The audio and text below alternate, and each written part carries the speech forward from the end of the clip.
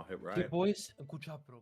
Trades here, and he's taking really good trades. The Kanye are now pushing in, and is this the time? Ungers needs to get on the attack dance. I mean, he has 70 fills. He's so far at an eco. Put some fills on the attack dance, and this will be even better. He's not switching. He's on XP. The cap is going down. It's getting melted by the buildings here. The longbows are still standing and doing damage. Does he have enough steam though? There's not enough running stuff, out. though. Yeah. Eaton Bowman, 1.5 fire rate once again, coming up, Trump being king here, and just even though Drag boxing the Naginatas forward, the Coyotes are trying to move, and the Atoman, he drag boxed the wrong direction, and now the Atomans are getting snared by my the. God. Oh my Nagis goodness! are shredding this right now, and it doesn't look like he's got. 11s. I don't see any of the pikes. Where's the pikes on this fight? The Nagis are just cleaning this entire mass up. Coyotes are falling. You got the Ashes getting buffed by the Dynamo. They've got Ashy attacking. They're absolutely shredding everything here. Yumi don't even need to micro this at this point. he's gonna have to sack off his Ruskies. He has to come to melee here. Yes. I don't think he can continue keep microing. Well, he's gonna try, wait for reinforcements and try to make it to his blockhouses. The question is, how much damage will he gonna be taking? This is nice micro from Ungers, but you know, the Automatons just have to attack move here. And 1.5 fire rate, they do have staff animation. And the Tontins are absolutely insane. But he has drawn him into the double blockhouse. Now fighting under the double blockhouse. The question is it going to be Muskets are a little behind here. The Cossacks are now getting snared by the Pumas and the Coyotes. The Explorer is now in with the triple XP tech. Some warriors are mixing. The Atoans doing absolutely insane amount of damage. He's on plus 36%. Look at him on the attack. That's a plus 36%. And he's just Coyotes on the the Strelets. blockhouses are actually doing decent damage here. The Coyotes are kind of going down. The Spears are now trying to move in towards the front, and it's actually a decent fight, I think, for Tabin. Pretty good fight for Tabin, but the you know.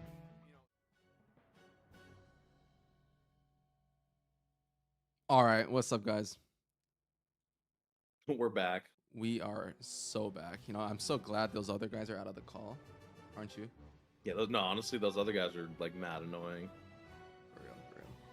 How's the audio? I was listening to the cast, like just like between games, I'll like throw it on, just like see what they're saying about stuff. Right, and right, of course. every time I tune in, I just hear Antinomi just roasting my shit. Is that true or false? I wouldn't know because I rode out of bed around 15 minutes ago, and you know my noodles are on the way. That's a late timing. It's a late time. You gotta watch out for a late timing on like the getting out of bed play. You know, sometimes you gotta go a bit greedy around the bed, and then yeah. Yeah, maybe like a delayed bed timing. Delayed bed timing, and now I have like double the energy for a larger casting timing, and we're balling. And I have like pasta, so the starch is gonna be here soon. Okay. Yeah, I still gotta order some food. Well, that'll be like like baseball is like the 7th inning stretch. This will be halftime. Like we have like the like 4th game like ramen order. Let's go. Sounds great.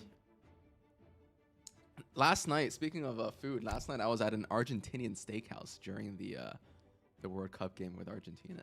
Messi's my goat. It was actually quite hype though. They were serving like drinks and steak and stuff, and then they had like a bunch of TVs all over the place. Everyone was like wearing jerseys and hypes. Solid. Yeah, I was at like a little bar / like pizza joint last night with a friend, and everyone was going crazy. Like anytime anything in the game would happen, it's like ooh ah. It was like you were at the game. Yeah. Can't believe Americans are into football all of a sudden. I know, right? And I can't believe you just called it football. That shit's called soccer, baby. Football. But what do we think? JulianK versus Keturboy. Ketur needs to 6-1 to win. Yes. You think doable or nah? Dude. I think when the players are super even in skill, it's really hard. It's like tennis. When you serve in tennis, you like have the advantage. It's like when you pick in Age of Empires, you just like have such a big advantage because you get a if you counter pick, you just have such a big advantage that when the skill level's so close, it should be in theory a 4-3, and then whoever wins game 1 gets that like slight advantage. But it is possible. It's definitely possible. Yeah. What do you think? Yeah, I think the counter pick system is just so strong here, as you say. So let me think though. Like, suppose Keter wins game 1, gets counter pick game 2. Like, how many do you need to flip 2 counter picks, right? And no, you need to flip 3 in a 7 game. Is it 3 or 2? Wait, you win the first game. 2. So you need to flip 2 counter picks. Yeah. That's pretty tough. So you need to win game 1 and then flip 2 counter picks out of 3. Not easy. It's definitely doable. Is that like, I know Keter's pretty active. I know he's really prepared for the tournament and stuff. He's so really prepared. Yeah. he's very, very prepared. He's been in the preparation stage.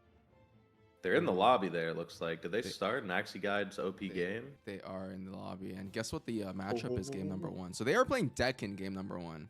Yeah, it's a different map pool. Let me pull it up just so I know. So it's Deck in game 1. Interesting. So we're probably going to see a Howd Mirror, right? It is indeed a Howd Mirror. Good stuff. We just saw this from the previous guys, Haza and Only Bounce. Let's see if these guys are gonna do the same strats, right? Yeah, I think these guys might be. Well, I mean, these are the tier 1s. Like me and Haza are a little bit out of form. I think, admittedly, both of us, but we'll see. All right, how about you bring us in, Mr. Bouse? Ladies and gentlemen, game number 1 in the Play All 7 series. This is for all the bread. This is for absolutely everything. Spawning in the east of the map, we have Maxi Guide OP, aka JulianK, playing Hot on Asani, going up against Keturboy, also playing Hot on Asani. And Keturboy has a tall task ahead of him. He needs to get a 6-1 in the series to bring home the victory. This game 1 is going to be absolutely everything. Yeah. And the strategy for this is, you might be thinking, why are we not queuing a Vil at all? It's 44 seconds into the game. It's because on Deck and with those extra resource crates and how it's naturally, I think they spawn with, 300 food? Or is it 400? Something like that. Something like that. So no, you can actually, they spawn with a natural 800 food. No. You get more food crates, no? Or am I tripping? Yeah. Okay. Naturally not on Deck. And not on Deck. Yeah. Anyways. Here they get 800 food is the point. So they're aging up instantly. So 113, both players are aged up. I actually think Julian was up a little bit earlier, maybe just a little bit of an advantageous crate macro. Both players also going for 2 TPs already, both sides of the map. So we won't be seeing any early stagecoach action here, I do believe. So 5 Vils coming in for Maxi Guide OP, which is Mr. JulianK himself. Same thing. And Keter doing the opposite. Oh my. For Kanya, the Warhead will go up before the 4 Kanya come out, so that's good. Yeah. And I guess the goal of the 4 Kanya is to idle here, but I definitely discussed this with Julian, and he is a fan of going for the 4 Kanya later, because the 4 Kanya is just such a big military swing that if you ship it first and you're idling, like 10 Vils in TC idling is like pretty efficient, and you kind of just waste the Kanya versus the TC. Not waste, you trade it for TC idle time, but you'd rather have the 4 Kanya in a fight potentially. So yeah. I think Keter's gonna try go for the aggressive route and maybe take down that TP on the 3 TP line from Julian. Could be scary losing the red mask. You know, the native war chiefs are always so strong because of the aura. So this one I think boosts infantry HP by 10%. So keeping him alive is huge. And also losing him is a 100 XP swing for your opponent, right? So. And the one thing is, Julian got 2 Tom out pretty early, so there's actually not going to be that much idle time coming out. Yeah, he actually might be able to catch a little bit of a... Okay, but Keter pulled trick now. This is what I like to see. This is some high-level Age of Empires right here. Yes. So Keturboy going for a 600 wood behind this. He actually... He's got two war canoes in deck. I don't know. Just in case, you never know. You think we fit that here? No? I know we don't perhaps. Yeah. Yeah. And what is Julian's shipment order? I believe 600 wood next, so he'll probably go for the 4 Kanya afterwards. So the only difference is the 4 Kanya first for Keter, and it doesn't look like it's accomplished too much. I don't think. No, I don't think so. And you know, 200 score, 300 score advantage is non-trivial in a mirror. Especially because both sides are kind of in the same position with batches and stuff. And there's a shipment coming in for Julian. So Julian is probably up a little bit, as you say, because trading the Kanye shipment for 5 vills and not having too much idle time is definitely good for him. And the difference between my game and the game Hazza played is Hazza was able to take down my my TP on the 3 TP line, but here Keter hasn't managed to do so. And it feels like now he's just behind, like almost like 4 Kanya, it feels like. Yeah.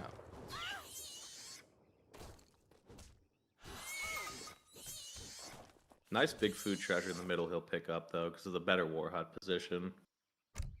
5 vills now coming in for Keter, so that's going to equalize the economy a little bit. But if you just notice, right, it seems like we're already like playing H2 quite a bit in this game, but Keter only on 12 vills before this comes in, Julian on 16. So this game, like, Decken just changes the dynamic of so many kind of normal timings in H2 and H3.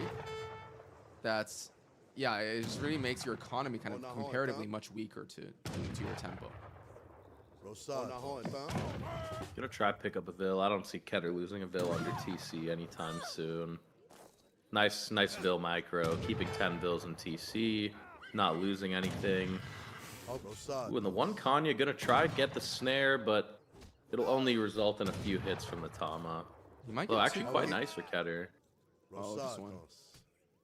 Some HP on the second. And here, Julian has the second War Huts up. So he will have a little bit of an infantry advantage, I expect. Also, I believe he's shipped in 7 Aena here, which he has, yeah. So he's going to be pressuring this War Hut. 7 Aena, though, coming in for Keter as well. The Explorer here, but really nice crack shot, getting a lot of that area of effect damage on the Kanya. I think it's just Aena versus Aena and Tama, and this feels like it should be better for Julian, even though he's fighting under the War Hut. Yep, all the Tama getting traded. Still a few Aena left. It's actually quite close. Very even. Ooh, those 2 Kanya could have been in the fight cleaning this up. New batches for both. Oh, an 8 batch though for Julian. But still not enough to really push this War Hut here. And if we look at the... Does Keter have a stable? He does not. From what I can tell. Yeah, he does not. So it is 1 military building against 2, but Keter is temporarily up like 2 vills, which I believe Julian just idled a little bit early on in his TC to get that Tama batch out. Neither side is going to be adding Keter is picking up. Keter's getting all the mid treasures as well. There's 60 coin. Yeah. Which he instantly market traded if you look at his coin count. Good stuff, good stuff. Get that extra wood in. So what do you think about this game right now? It seems like really even. Keter's up a little bit in vill count, just 1 villager. But the 2 military production buildings for Julian here are probably going to give him the long-term advantage until Keter either adds a stable or a second War Hut himself, right? Yeah, I'm not sure how impactful it'll be. I'm not sure even if the ecos can necessarily handle it. Keter going to go for his conservative tactics here, and he's going to catch the Kanya nicely. Yeah. Well done. You know, I think Julian was ahead. But I think that fight under the War Hut went a bit worse than expected. Yeah. Ooh, and one thing is this 5 Tama batch might get caught. At least gonna lose 1. But Aena don't have the best siege, right? 12 siege. This War Hut's probably going to stay up long enough for all of his military to come in. And he has some good positioning here because all these units being spread out is going to give him a nice spread fire on and the Keter does have the military. He has conservative tactics in. Does Julian have that in. If he doesn't, I think Ketter's in at least a military upgrade standpoint, he's ahead. Yeah, he has better units right now. No shipment, so it's not going to be coming. No upgrades are going to be coming in during this fight. But the mass seems like it's advantageous for Julian here, no? I mean, he has the Iana versus more Tomahawks. It's really close. 5 Iana popping here. Ooh, some Iana in the back besieging for a little bit there, but this does look like it's going to favor Julian from the looks of it. Yep, this That's reinforces so that. close.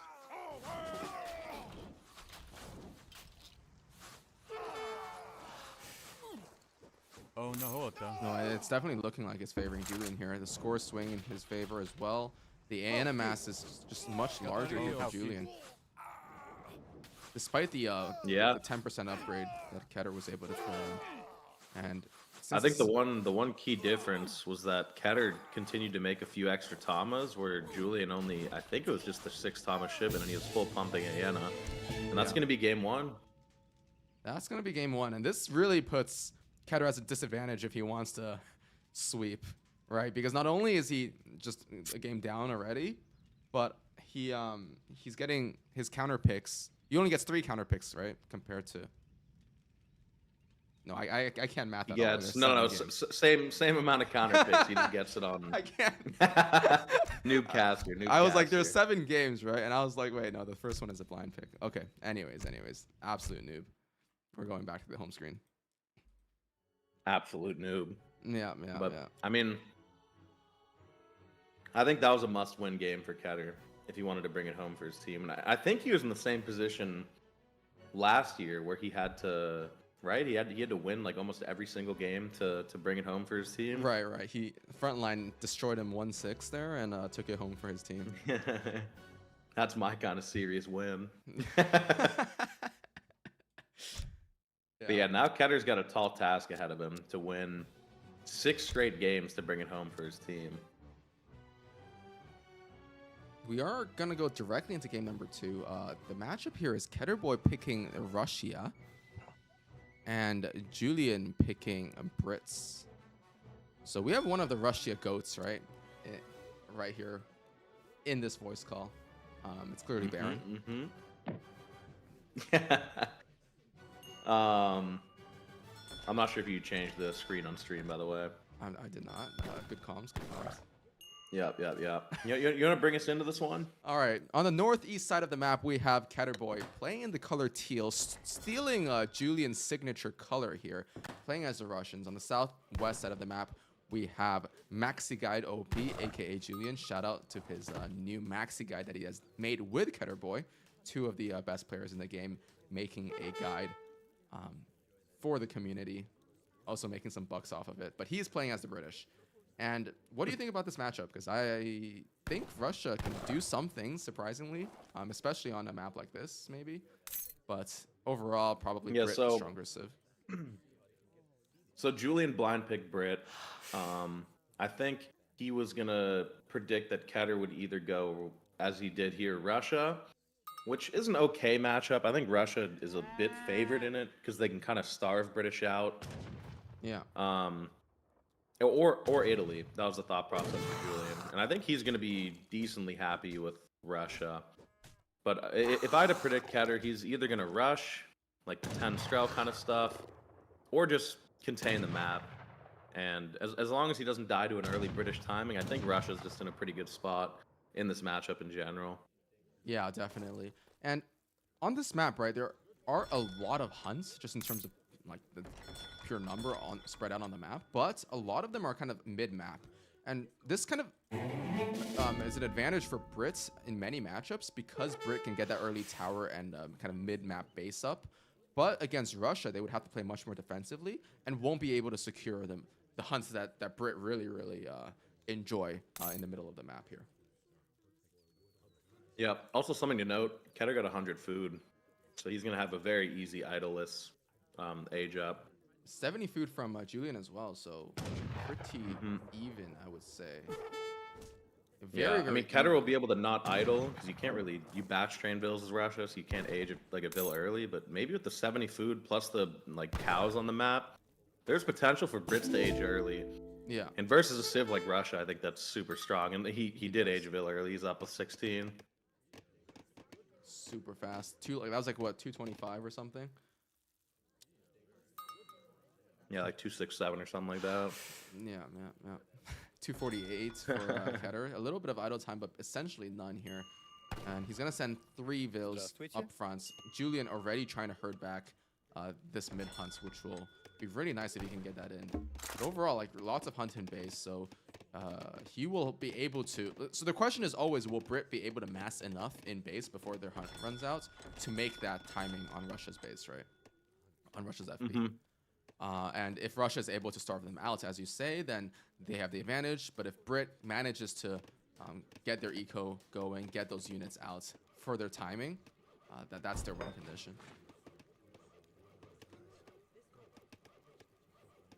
And I know Keter is a Russia player. I think he's probably going to go a bit more greedy. He could potentially do like the 10 Strel 5 cost, but even behind that, I don't predict him going for some sort of all-in rush. Right. Did Keter drop a market? That's also telling of what's going to happen here.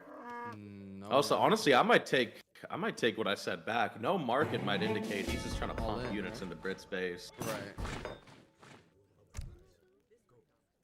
He's dropping something now.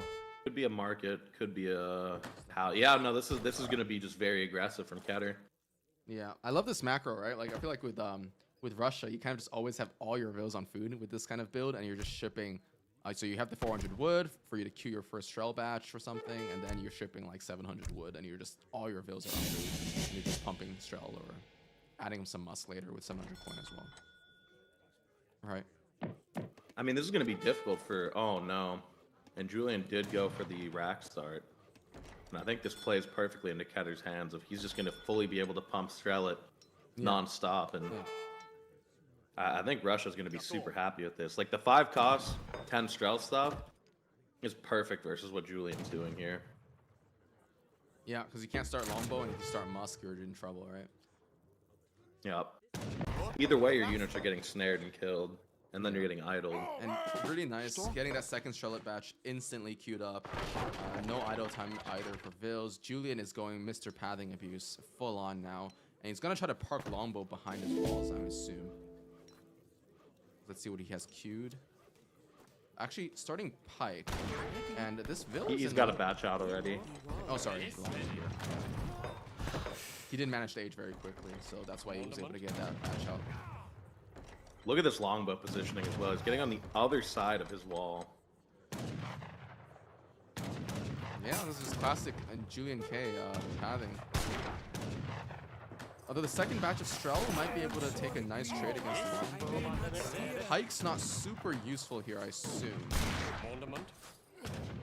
6 Longbow. I mean, the Pikes are more just to make the cost so they can't click. And honestly, this is like slightly annoying for Keter to deal with. Like, between the TC fire, tower fire, Pikes in cover mode, the Longbow's DPSing, like, from a pathing abuse standpoint, I mean, Julian is taking the best trade of his entire life here.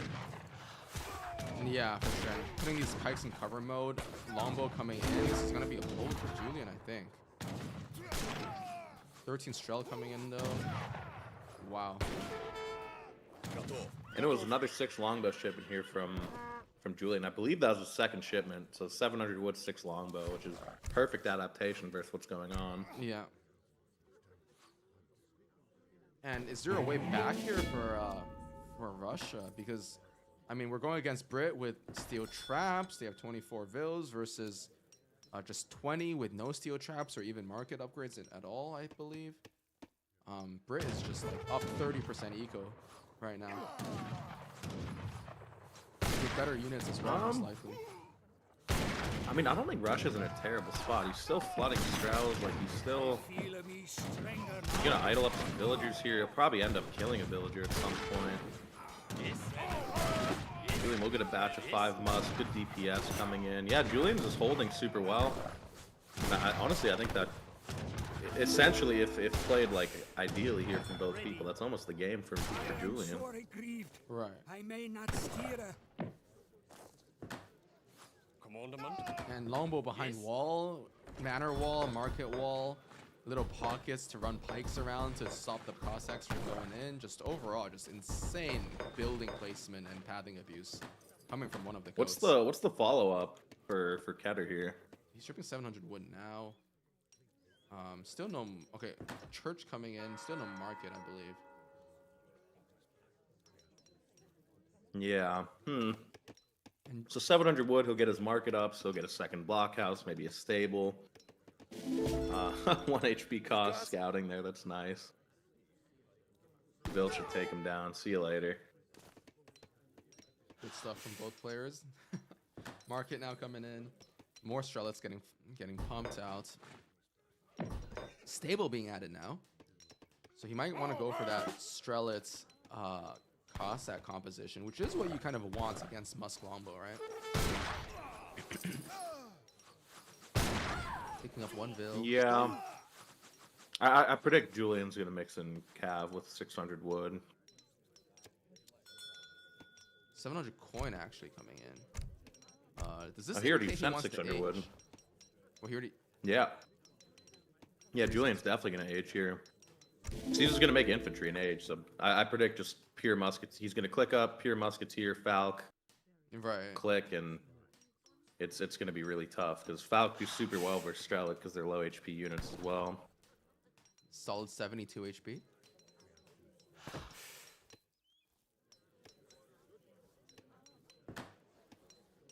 Yeah, I guess the way that you lose this game as Brit is if you kind of just get, as you say, just keep staying in H2 and somehow you're not able to break out into the mid-map and eventually you just get starved out. So I think, yeah, going for this H3 play is probably the safe thing because it forces Keturboy to again dive into this pathing abuse constructed base and lose a lot of units taking bad trades. He's going up. I think a lot of bows. DE. Yeah. Yeah. A lot of DE is just like, it's less of a micro game, more of like a mind game and like build order game. And I think Julian's read the situation perfectly. 700 wood first, always. 6 longbow versus super all-in stuff with pathing abuse. And now behind that, he's booming and aging. And so is Russia, though. So honestly, Keter reading the game perfectly as well. Yeah, and he's going to have that Battle of stage. Titans. So he'll be up at the same time as Brit, which means that Brit... Okay, if Brit pushes out with Falx, thinking that... I mean, yeah, actually, I have no idea. Like, what do you think is going to be the dynamic in H3 here? Because Keter will get Falx out around the same time as Julian, I believe, although his shipment is not, like, fully ready. I think both players will ship Falc. Yeah. And, I mean, hopefully there's no Falc shenanigans and it's an even trade. And if Russia can just hold the map for the rest of the game, eventually look how many hunts there are. Quite a lot. Yeah, he was able to get this one down here in as well, and that was like 4 hunts in his base. Yeah. From the beginning of the game. Big Strel mass, but I mean these guys are like half a longbow each, right? In a head-to-head trade. Keturboy getting his Falx in. Julian deleting the wall now so that his Falx can path better later, I assume. He's up as well now. Almost certainly shipping Falx, upgrading his Musk first. Longbow upgrade sure to follow. Second Wrath is coming up as well. 35 Vils versus 32. So, I mean, Russia does have that scaling, gradual scaling kind of, right? They get that. So their TCs are 1.5 times as efficient. He has also gotten his market text now. So overall, I wouldn't say Russia's completely out of the game, but if you look at the score, Brits just does have that advantage right now in terms of better units with Longbow and Bet Musk, and still having the eco advantage slightly. Yeah, what's the Vil count for Brits? So it's 35 plus the trickle. Ooh! He was trying to Falc dodge there, it looked like, but that's so risky. It is risky. I guess He right did end now up they're saving both that on, manor, though. but they're both in Europe, so the ping is kind of equalized at least. So you won't get some shenanigans of like one Falc shooting before the other because one player can react faster, but we'll see. Cav Archer Strellet is the composition here. I mean, Strelet are good in general versus Brits, because They don't have a unit that can kite. Yeah. Ooh, Bao coming in for a Ooh, shot. one Gets one shot. free That's volley. huge. And immediately backing off. But look at these longbows. They're just going to start sniping Falcons themselves. Gonna get one volley off. And was he going to be out in time? Ooh, Julian's Falcons are 1-1 trade all of a sudden. Second Falc. Gets the shot first. That just looks great for Julian. He has a full HP Bao. Ketter's Falcons half HP.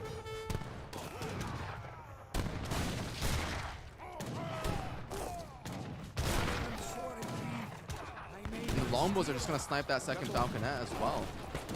One Falcon still full of HP. He's shipping. This is going to be a big okay, never mind. One blockhouse goes down, but still, this is going to be like 30 Strellet coming out all of a sudden. And Aubrey being queued up. Maybe he's just going to go for the raid. Actually, this Strellet batch might not even finish. It doesn't finish. And now he has a lot of res being stacked. Blockhouse is desperately getting put up. Maybe catching Aubrey and Q just kind of for a Hail Mary. Just like, can I raid 20 bills and come back in? But feels pretty tough. For sure. Minutemen even getting called now.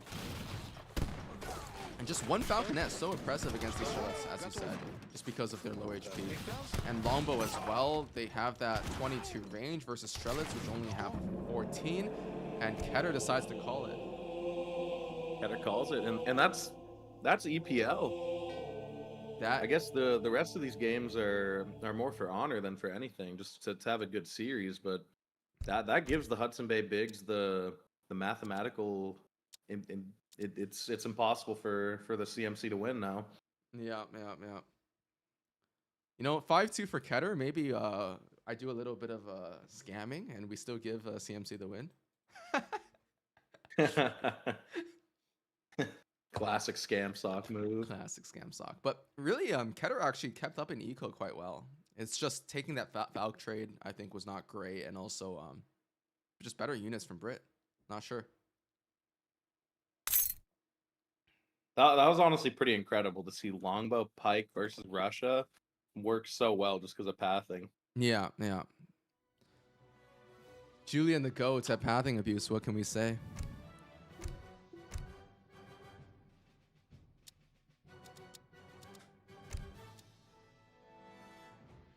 Yeah, Spanky's saying in the chat too, like, I think people can now Keter and Julian kind of relax a bit. Like, there's no stakes in the rest of these games. There's no pressure. Like, I think from here on out we'll just see like good Age of Empires again. Just more good games with less pressure. Yeah. Treat it like a show match. Play for honor. Also play for Did I just like logged into a random game from Barraroon. Is this a fan? Barraroon. Is this a fan? This guy's so conceited. Holy. Is this a fan? Yo. Let's Get take out a of there. Quick peek here. Get out of there, 2v2. Barraroon. We have Barraroon playing against the Spanish. Very, very cool. You know, give this guy a shout out. Roughly the same elo as my co-caster here. Yeah, I think. it could be pretty similar. You never know. Might even be able to take me in a best of 7. Yeah. Map 3 Bohemia. I love this map. I think this is actually my favorite map in EP. Not EP, DE, excuse me. And Keter picks first here. Ladies and gentlemen, game 3, spawning in the north of the map. Keturboy playing Sorry if I ruined your ears, or if you could even hear me. Boto! Playing against Julian as the Portuguese, and that is a counter pick from Julian. Yes. Land map, no water shenanigans to be had, just straight land. We'll see if Julian can do some fun stuff versus Otto. We did see that Keter got that 50 wood treasure super early, so that is always nice for Otto, seeing that 50 wood treasure. Right now he's building that TP. Definitely gonna get that pass. And Port's going for a house start, so no TP in H1. Maybe he's gonna be looking a little bit at what treasures he gets. if he gets some coin and some wood, maybe he will go for that market as well to get With 100 that dogs. food treasure. Really nice food treasure. Preparado. 80 food for ports. That'll help him with his age up. What's Keter gonna find here? Anything cool? Yeah. Nope. We got a nice cask of wine worth 40 coin and 40 XP. Good stuff. What is a cask? It's like a small barrel, no? Like a bottle? Oh, Small okay. barrel. I've never heard the word cask before. Interesting. Noob. Funny Keter's gonna go for that treasure. I mean, it's the best treasure on the island he picked. Like, Yeah. to some extent, this is a bit of RNG, just like which island you pick. And I think Julian picked the better island, potentially from his spyglass. Actually, not sure. What do the decks look like here for both of them? We got grape All right, shot. well, we know what Julian's up to. That's a straight FF if I've ever seen it. Yeah, and there's nothing really you can do to punish straight FF from port. Like even Jan Rush, right? Like it won't be in time. And we are seeing some pretty H3, H4 focus stuff for Keter as well. No 22 AZAP though. So I feel like that's actually a good card against port. Yeah, 22 totally. AZAP, yeah. Over like 6 spots. It looks like, yeah, this is going to be Sublime Port. He's macroed all his vills to wood. If you click the age up, he's going to age with the Naturalist, I believe. Yeah. That's the there it 2 vill 2 cow. And yeah, so Keter's going to go for Sublime Port. He's going to get Steel Traps in. And there's the Explorer from Julian going to go down. Emsün. This is good, denying the scouting ability of the Port Explorer. I think Julian knows what's going on. If you look at the deck, you just kind of know. Right. I mean, you could also like fake out a Jan Falk, right? Although I don't know, at this level, I don't think Jan Falk works against Port ever. If Port goes like double forward TC, I think Jan Falk actually could work. Okay, yeah, sure. Because the counter to Sublime Port is like double forward TC from Port. Yeah. But then the counter to that is Jan Falk. So it's kind of like a circle, a square of like different outcomes. Rock, paper, scissors. Yeah. Yeah, I will say on this map though, like double forward TC is kind of annoying because you can only kind of secure res on one of the islands, and Auto can kind of sneak an Explorer potentially, and put their own TCs down. In which case it'd be a little bit like troublesome from Ports to deny Auto map control and to like take out all of their units, idle their vills, because the counter build, as you say, to Sublime Port is basically double forward TC, and you just spam unit shipments, and you basically just try to catch every Auto batch before they come out, idle their vills, and just outboom behind them. Yeah, TC going forward. I think Julian has the spyglass too, so he knows he knows exactly what's going on. Yeah, good placement as well. We'll see. I think something Port can do versus the Sublime Port stuff is add in a church of their own with 700 wood, and they can add a spy, and that'll deny any TCs going up on the top island, so it'll force the TC in base pretty much. Yeah.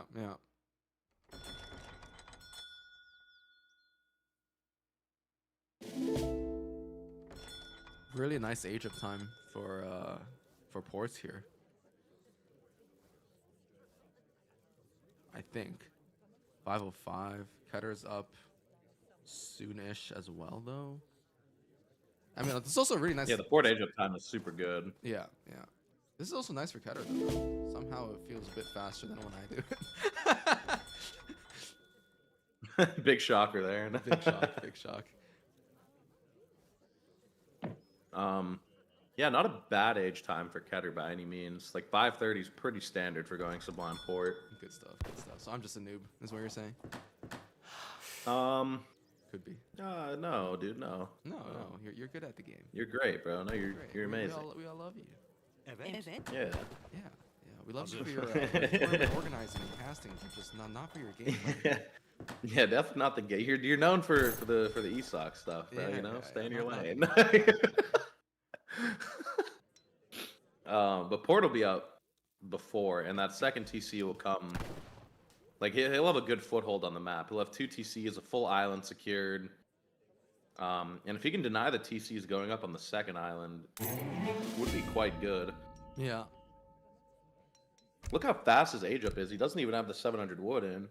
This is insane. And getting the Castador out is huge as well, because I think 6 casts can actually do okay against 4 H2 Abyss. And is that what Ketter's aging That's with? what Just to yeah, confirm. Yep. Mm-hmm. Good stuff. Sublime Port coming in at a good timing. Basically, you just want this, I remember, right at the end of E, or the beginning, like the space between E and A, and then by the time it finishes, you get by the time you age up, you pretty much get Sublime Port at the exact same time. And fully unidled. Caster game knowledge. Yeah, this is huge, right? You're getting like 3,000 wood. Yeah, there's gonna be like 3 point. Let's do a guess. I'm gonna go 3.2k. Wait, even more. 3.3k. 3.3k. No, 3k. Never mind. I'm an idiot.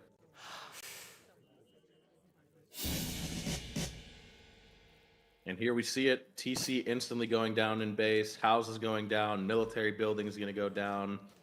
Church stuff. Place your mine. Ballas, guess what just arrived? Hazır. Just guess. Food.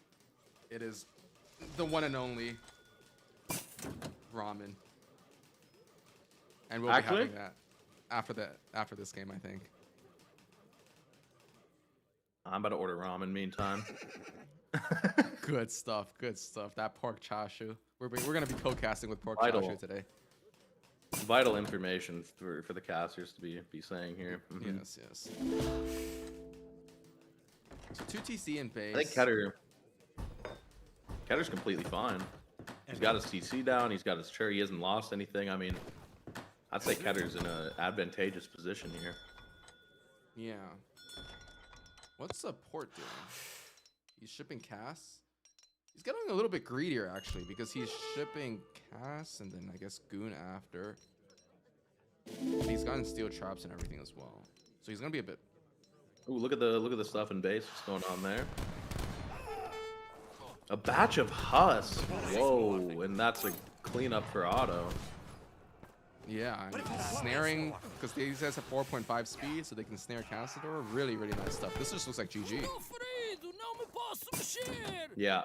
If you get away with the Sublime Port stuff, and look at that sneaky TC from Ketter. He's not getting greedy. Yeah, and the spy He's not misses going it. out on the map. Yeah. Yeah. Great stuff for Ketter. Great stuff, great stuff. This is picture perfect Otto gameplay. I don't think. Hopefully, we won't see Otto lose today. That'll make me happy. No, I mean, at the top level, you just rarely ever see Otto lose, I feel like. They're really good, Yeah. especially when played like this. Like I think it is. Port does well versus Otto, but I don't know if the Sublime Port strat like played perfectly like this. It's really tough. Good stuff. Yeah, Port's gonna go 1k wood and try boom themselves, but I mean, these are full I think batches now Otto's- from Otto of like units that are kind of better than normal batches. Like Abyss are like a batch and a half, maybe even 2 batches. Even Cav Archers are like 10% better than Goons, I would say. Hazır. Especially when paired with Abyss, right? Because all they have to do is DPS from behind. yeah, Yeah. yeah. No, this is looking very, very good for Otto, for Ketter. Yeah, he's even opting to ship Valks before Abyss. Usually you kind of want the Abyss to hold, but because he was able to take such a great fight, he shipped Valks, and I guess he's going to follow it up with Abyss and then probably artillery combat or something. Yeah, the artillery combat will buff the Falc as well as the Abyss, which is so good. Ramen has been ordered. Okay, good stuff. I'm currently pouring my ramen into a bowl. So Oh my goodness. if there's some APM going on, I am missing that 100% of the time. No, you're good. There's just some Falc sieging, Abyss protecting, Cav Archer there. Nothing too influential here, but yeah, the game's just slowly tipping more and more into Ketter's favor here. He's up 3K scores, auto versus port. I think he's gonna outscale in terms of economy. He has full upgrades from the church. Here's a double Minutemen pop, trying to get onto the Falconettes. Just not quite gonna happen. Yeah.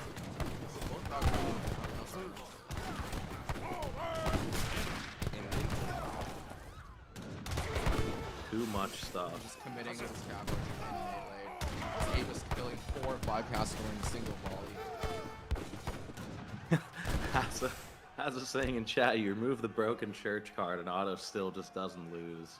They have other broken strats such as Sublime Port. You know, spoken like one of the goats. I'm happy with that. I'm very happy that Otto won the game because Otto is my favorite Civ of all time. Good stuff. No loyalty to your beloved Russia, though. Dude, I used to love Russia, but Russia just Russia lets me down these days, bro. Yeah. Like Russia, you have to play perfect, and then you still lose. I mean, we have been seeing Russia's been creaming Italy in tournament. Yeah, I think that's more just because tournaments sometimes people get a bit nervous. Like there's tournament nerves are definitely real, and you don't have like the perfect defense, perfect holds. But I think on average, Italy shouldn't even be close versus Russia. Yeah, for sure.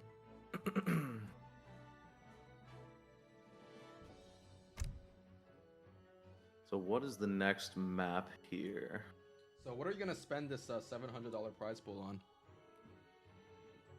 Well, what 700 divide by 5 or 6? Yeah. 6, 7 divide by 6. Let's do some quick math. 700 by 6. That's $116. I will buy. That's at least like 6 bowls of ramen, I believe.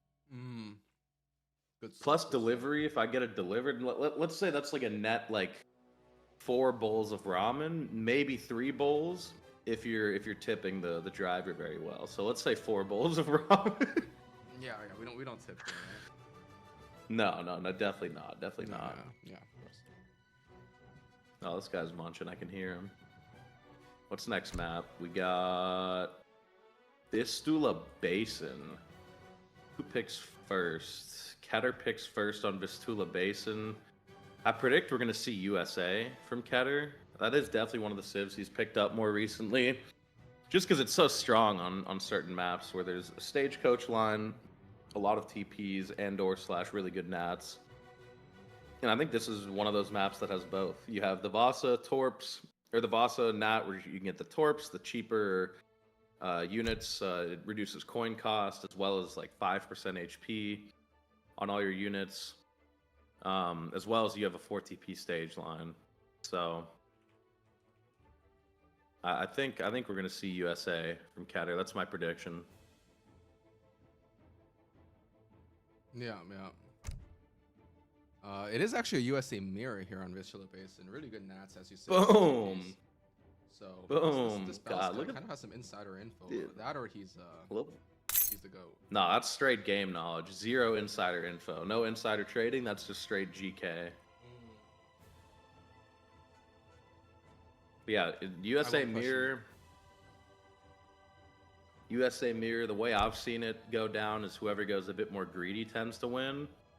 So I think we're gonna see like a greedy, like instead of seeing like the standard 10-10 Highlander get the Highlander super fast at like 630. Probably going to see like a bit of a slower Highlander and/or just a slower USA no Highlander with like a bank wagon and just all the greedy things USA can do to give you an advantage. But I do think these guys left off Spectre in their mode.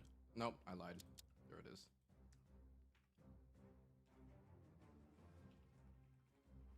All right. Game number 4. How about you bring us in here? Ladies and gentlemen, baby, we got Keturboy spawning in the north of the map, playing my Civ, America. Hell yeah, baby. Freedom, Eagles, burgers, shotguns. That is what America's about. Up against JulianK also playing for the land of freedom. USA Mirror, pretty expected on a map like this. USA definitely dominates these kind of maps. And I think Julian, even though he had the counter pick, he just opted to go for the mirror because I think he feels very comfortable in mirrors. They also, Julian and Keter have played this matchup previously in a tournament before, and Julian won the mirror. But I think now at this point, Keter is more aware of the USA mirror meta. Yeah, that's some USA stuff right there. Ooh, one thing. Look at Keter. Look, you know, okay. Yeah. So, in Series 1 of the tournament, we played our map 1. I forget what it was, but it wasn't this map. And Keter's map 1 was this map. So I know Keter did a lot of preparation. And if you look at his Chinese immigrant shipment timing, look how early it is. And look at which TP he went for. It's so much earlier. I don't think he'll be able to steal a TP, but the Chinese immigrant timing is just way, way, way sooner than Julian's timing. And I think Keter is more prep on this map specifically. Do you know why that is? I mean, he went for a TP first. Wait, okay, I'm confused. And look at this. Look at this. Keter's going for the steal. Yeah, I think he knows. No, but how does he get the pass earlier by that much? I'm not sure, honestly, because I think you get Chinese immigrants when you build the TP itself, right? Yeah. Oh, he got a 50 XP treasure. Oh, he got an XP treasure. Yeah. And 100 XP just now. Wow. Yeah, and so Keter's going to go for capitalism, and he's going to steal the third TP, so Keter's definitely ahead here. That's huge. Julian's going to have to go yeah, for having his a mats, right? Yeah, having a 2 TP advantage is pretty crazy. You know, if Julian adapts and sees this, maybe he takes like the 2 side nats because he can take the one close to his base later. Yeah. So it's not the end of the world, but definitely a pretty big advantage for Keturboy.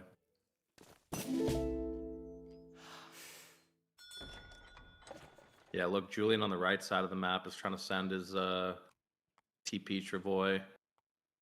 It's the left side. The right side, he's gonna send it to the TP. He sees it's not there. Yeah. And he's gonna build the nat. And what nat is that? Is it Vasa?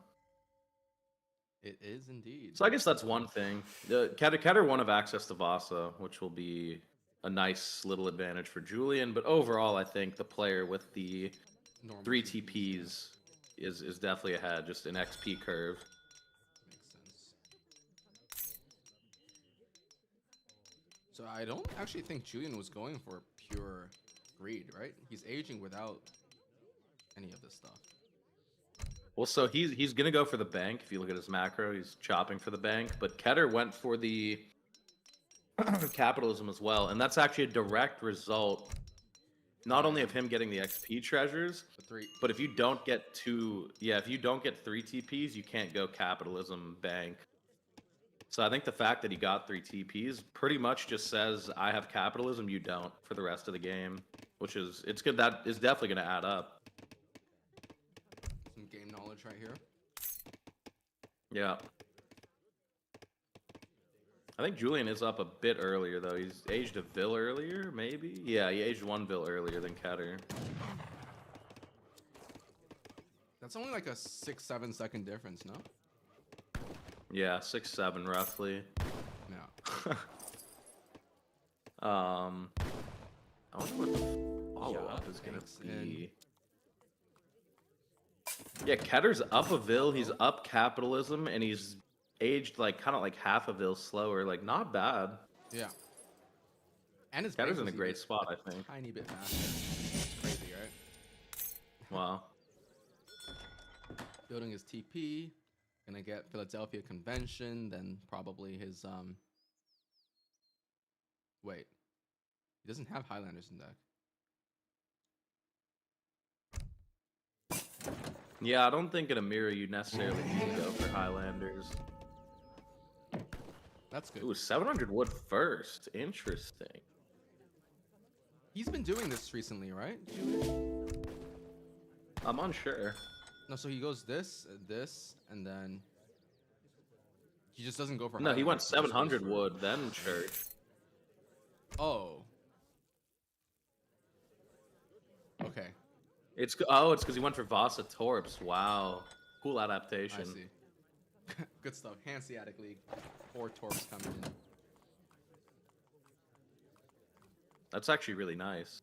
Yeah, because you don't get the pop from the saloons like you normally would if you're going Highlander. So having the extra 40 pop plus that's like an extra like 2 bills or so, quite nice.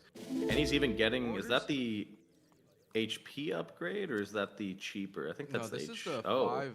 This is the 5 Tatar Oh, Archer. Cav Archer. Yeah.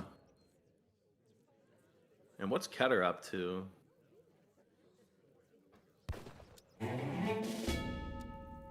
He's just gonna age up. I think Ketter's build here is just superior. He got the extra 2 TPs. He's just gonna age up. He's up a Vil. He's up capitalism. I think Ketter's build is quite solid here. He's done a lot of preparation in this matchup. Yeah. Especially on this map. Yeah.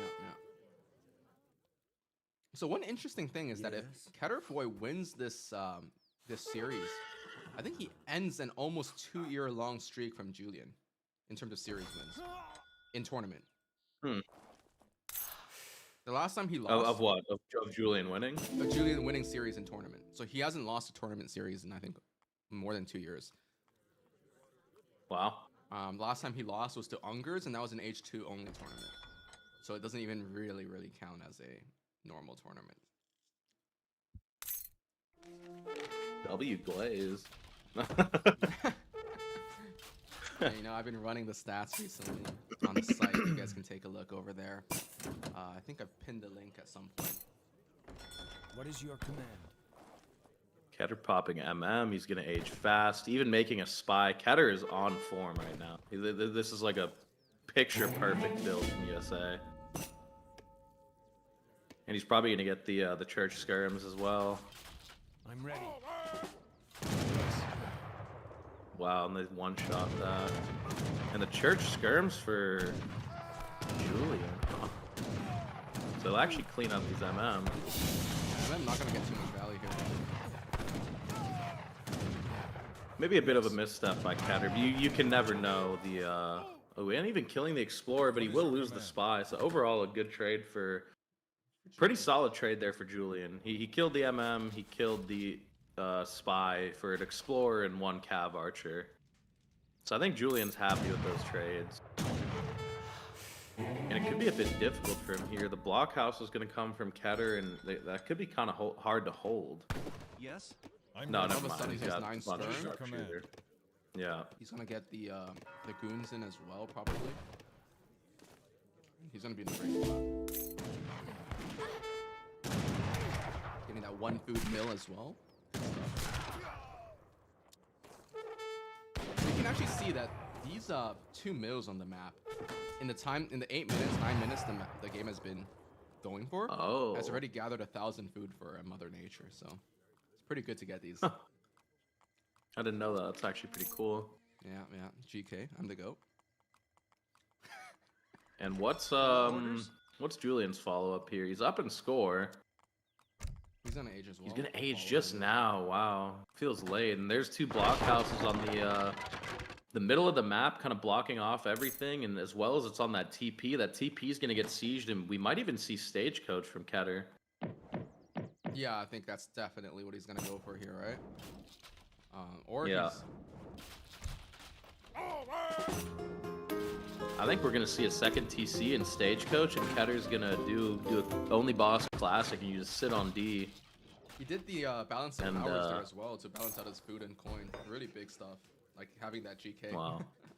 And fitting it into your build as well. Like I think because he has steel traps, he can even go for placer mine to just put everybody on food, and he's gonna use the balance of powers to get a TC and have enough coin to do whatever you want basically for a bit. TC, Stagecoach coming in, and Pulaski's Legion. Wow, Keter is playing picture perfect. Yeah, this is picture perfect Age of Empires. So much res to be secured here as well if he puts a TC down. Huge stuff. He's got the mine. He's got like 2-3 hunts there. as well as he's kind of like denying like the left side of the map, the top for Julian. So like Julian's kind of got what he has in base now, and he's gonna have to find a way to break break the setup. But it seems really strong. Like 2 blockhouse with a bunch of skirms behind. Like Keter has the skirm advantage as well. What is your command? Yeah, and the superior mass, it looks like. Pulaski's Legion is in. This is the pure, like, counter as well to rolling artillery. There's not much for the rolling artillery to kill right now when it's, like, 12 consulate Ulans. You have your carbine cav and just enough skirm to be one-shotting everything from Julian. I'm ready. But Julian's skirm mass actually now is kind of improving. What is your command? Yeah, Julian's not in a terrible position. It's just the stagecoach is ticking away. Like, Julian is on a bit of a timer. And is he shipping Gatlings again, or is this... This is the first one, I think. No, this is the second one. Oh. Orders ready to fire. Right. Orders. Interesting. So it's going to be 5 Gatlings, but I don't know if there's enough anti-cav from... Maybe there is, because there's actually a Husk body block line. Yeah. Ready to fire. 5 Gatlings. Keter, though, shipping his own 3 Gatlings. Good stuff.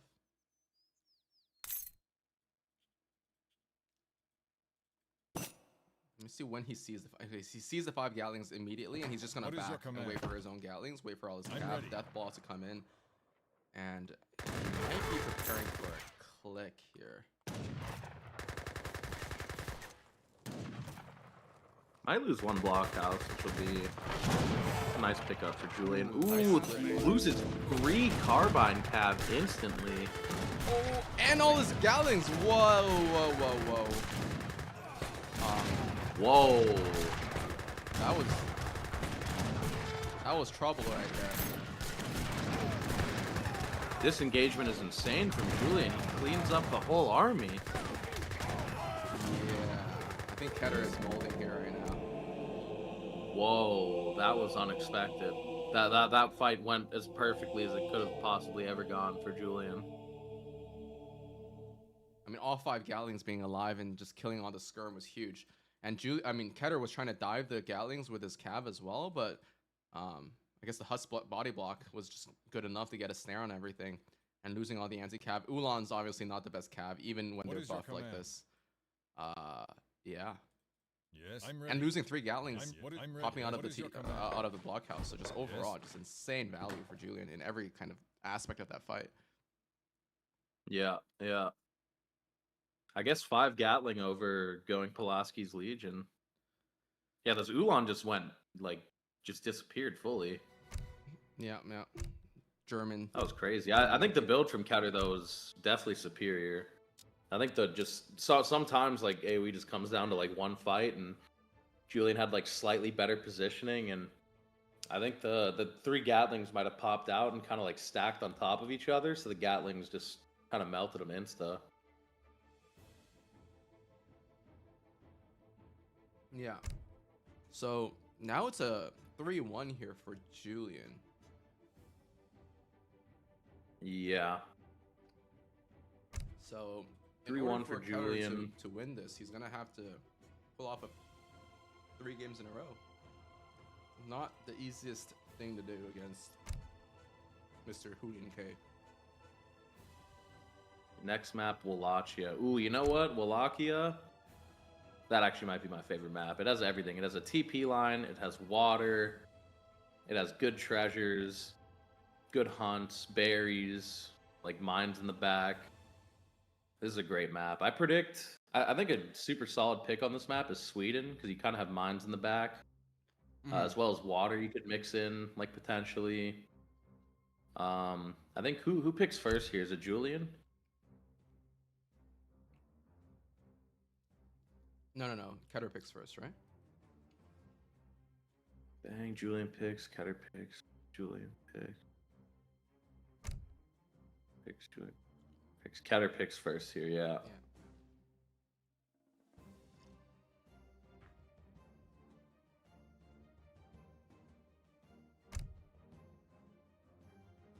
So Ketter picks first. I don't know if you can really pick Sweden first because you get counterpicked by Otto. So maybe we'll see like Otto out of maybe we'll see Otto out of Ketter, potentially France as well. Well, Ketter's already played Otto, right? So it'd be pretty hard. Oh, excuse me, not Otto. Yeah. Well, I mean, listen, you could pick Otto twice, you know? Yeah, yeah. The Civ's so good that it even breaks the tournament rules. Yeah. If he picked Otto again, I wouldn't be mad, you know? Are we eating ramen with pork belly? You got that absolutely right. You know, the ramen I just ordered, I got extra pork belly.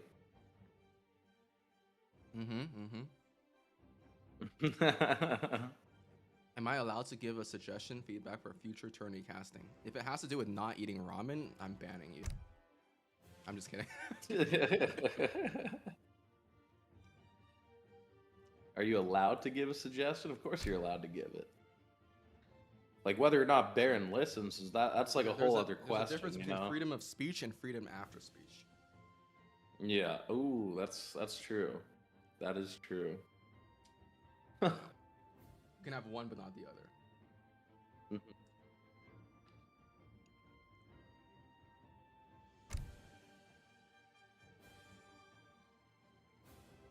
Can we order something less haram for once? Lol. No, it tastes too good.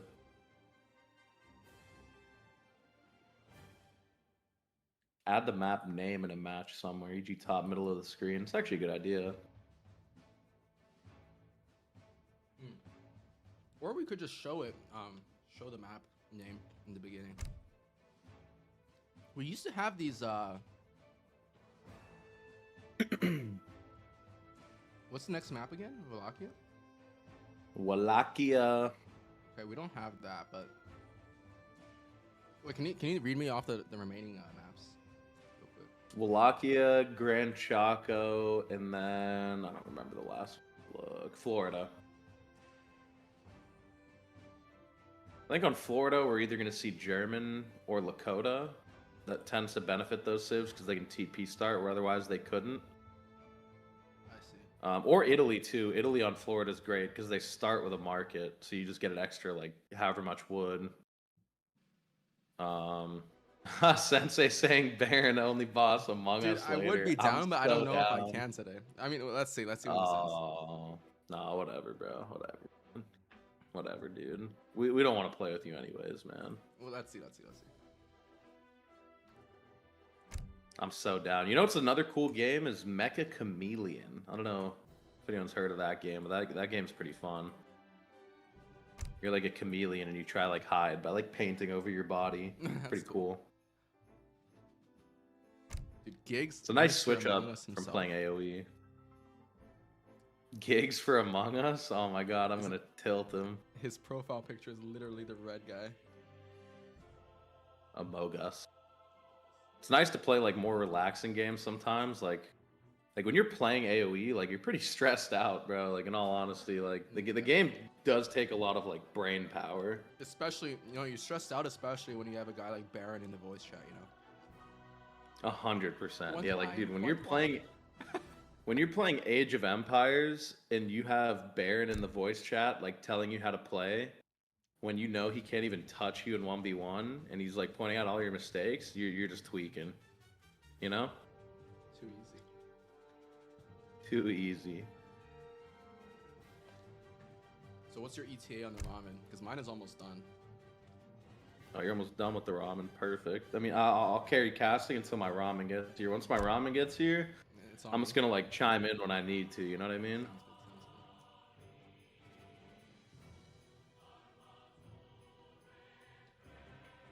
Who's that cutie on the right? Mamma Mia. Oh my goodness, Psionic. Making me blush, bro. Is micro or macro more important in Among Us? Is there any... I mean, the micro... Never mind. I don't even want to get into it. No, I want to hear this. Can you micro in Among Us? I mean, Yeah, you can micro in Among Us, like with the kill button, and then like, you know, like the angles you pick to walk is kind of the micro. Vent micro as well. What's the macro of Among Us though?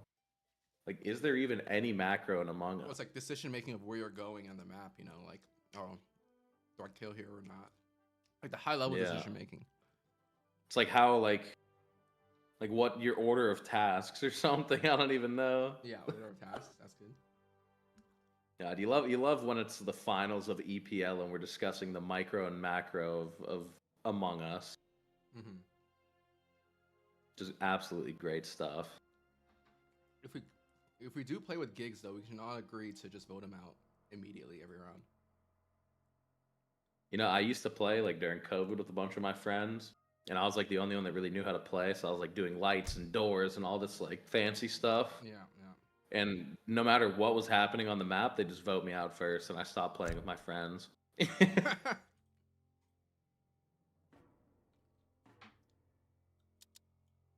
right, we are. There we go. We got the game. Sweden, I knew it. I called that shit. You're the GOAT. So France for Keter and a counter pick of Sweden. So I remember a couple years ago, a certain member of the community was telling me Switch on stream, by the way. That Sweden basically just absolutely loses to France. But nowadays it looks like even after nerf, Sweden is the counter pick for France. Yeah, I don't know if I'd say counter pick. I still think it's pretty close. Like maybe on like livestock maps, France does quite well because they can age up super quick. But yeah, Sweden does well just because it's just hard to punish the Halb stuff. Like you can't like the way the meta works in this matchup is like Sweden goes for Halbs, and because the Halbs are so strong, France has to start racks. And France either goes for like a Musk semi where the Halbs can kind of just run you around, or France goes for like an age 2 timing. Right. Which in theory does really well versus the Halbs. Like if you go for like Bow plus Musk and you click. But the Halbs are too quick and Sweden just ages so fast. It's like Sweden's like a semi-FF civ now, so the age 2 timing doesn't work super well for France anymore. Yeah. So I think the matchup is like slightly Sweden favored, as crazy as it is to say. I mean, what other civ would you rather have against France except like Otto or maybe Italy or something? I mean, probably Italy. Yeah, but without the church card, I think Italy does. Yeah. But yeah, versus France in tourney, I think Sweden's a great quote unquote counter pick just because it does well versus France, whereas France like usually has the edge in the matchup versus most civs. Right. And Keter got a wood treasure, so he's gonna go for a 1320. And he's going to pick up this XP treasure. Nice age 1 from Keter. Not sure if Sweden really picked up anything nice. See, let's have that coin treasure here, but he's probably not going to go for it. Too risky. Wood treasure up here as well. Yeah, well, it's risky and it's not even that good. And Keter saw him, so he's going to instantly pull trick his explorer to run back. Ooh, does Keter know about that Yeah, treasure? He does. Yeah. And Keter sees it, and he might be able to pull trick his way next to that treasure. It's going to be close. I think Julian should be able to kill it. Here comes the pull trick, though. Uh-oh, 50-50. Zoom in. Keter has the advantage. I think he went down a millisecond earlier, and he gets it. And he's going to kill the explorer. That's huge. Yeah, great start for Keter here. Broken France, bro. His 1320 timing was a little bit late, but all in all, stealing 90 wood, kind of forcing Sweden back to TC.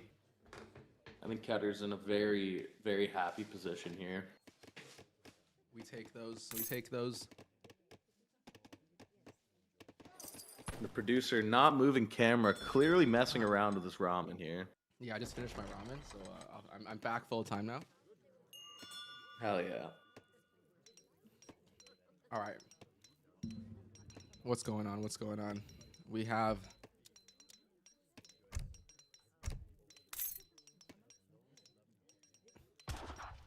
Look at the macro from Keter. Is he all off wood already? So he's got 100 100 wood, just market hunting dogs. Interesting. Is this a straight FF? He's gonna have.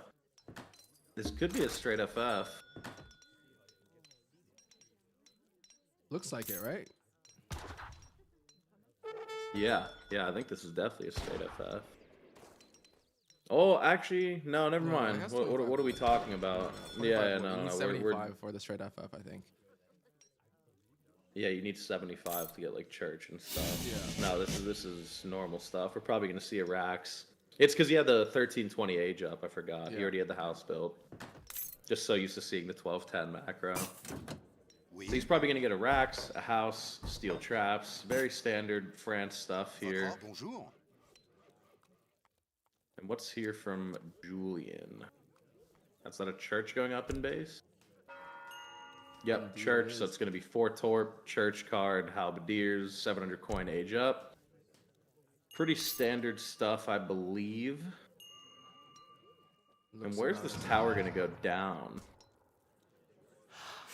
Yes, Majestat. Headed towards the TP in that vicinity. And where's the batch from Keter at this point, though? Like, could be kind of quick. Yeah. Ooh, and there's blocking coming out. Uh-oh. Just put it Tower down. goes up. Tower should be fine. Yeah. I mean, with the 1210, this would be riskier, right? Because these musk would have been out already. But because he saw this late age up, or later age up from France, he knows he has the time Yeah. to put the tower forward. And this is super annoying Yeah. because you can never siege this, because even with 10-15 musk, you don't get this down in time. The church card is in so fast that you're just gonna get popped on by the Halbs. At least Julian Explorer is a bit out to lunch, though. What treasure is he working on there? he was Oh, he killing killed the Nat Scout. Yeah, that's big. But I feel like you want your Explorer near to shoot some of the Musketeers down.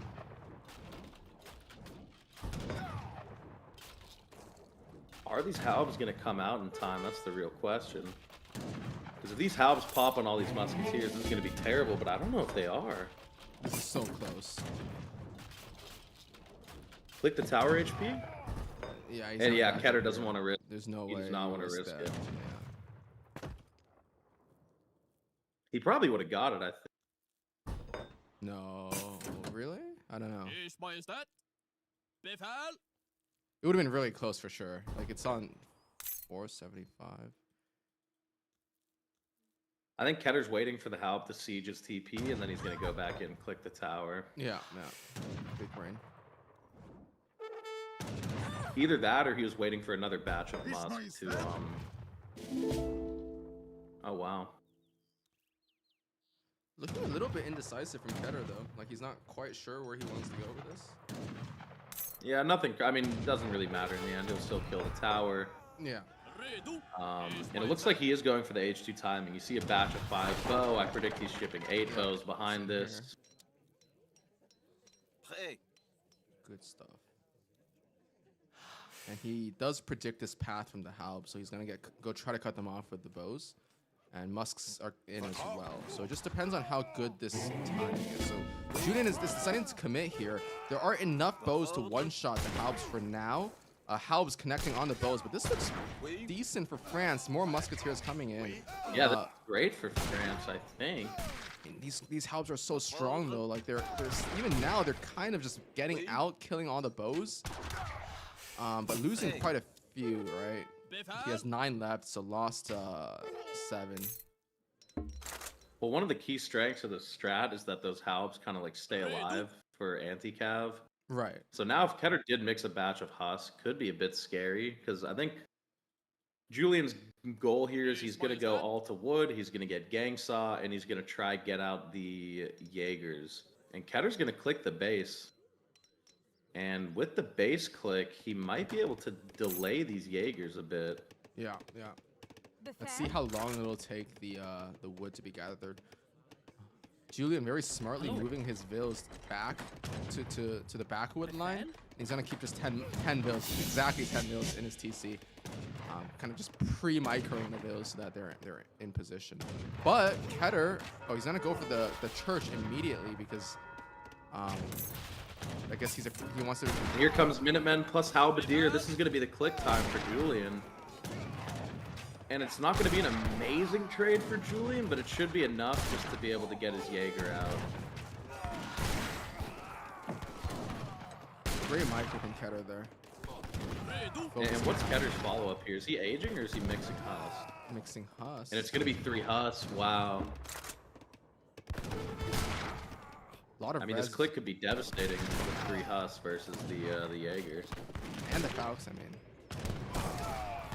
Yeah. Yeah, there's not going to be any real anti-cav.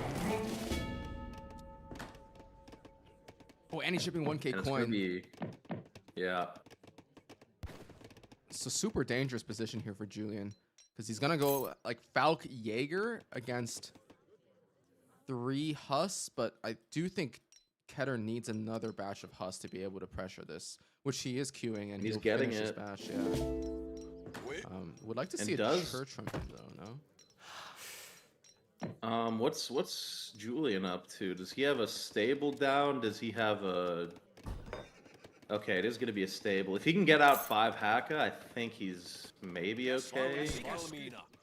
Well, I feel like This he is should going to be be a shipping. scary timing. Like, if he had known that Keter was staying H2, I feel like he should have probably shipped 5 Haka. But here he's assuming. Yeah, of course, Yeah, of course. yeah. He's guessing that Keter will be aging up himself. So I think this timing here of 8 Hussars and a bunch of Musk might be quite unexpected. And Keter Yeah, I could do a think lot of Julian damage. needs to go all the way back here. And Oh, look at this. ooh, here comes the wall. Keter is splitting his Another Huss. wall. Bro, this guy, I mean, he's just a go, right? It might not be enough. I don't even know if it's enough. It might not be Yeah. enough, but I mean, these Jaeger. Yeah, it's probably not enough, but still, like, just look at this. Out comes the Haka, but the Husk directly on top of the Haka already. It's gonna be a Jaeger's batch of managing only to 2 take more down- Husks though. Yeah, only a batch of 2 Husks gonna be coming from Keter from the looks of it. It still So I looks think- like a good trade for Julian. I mean, these Jaegers are gonna kite forever. Just 2 Hussars, 10 Musk.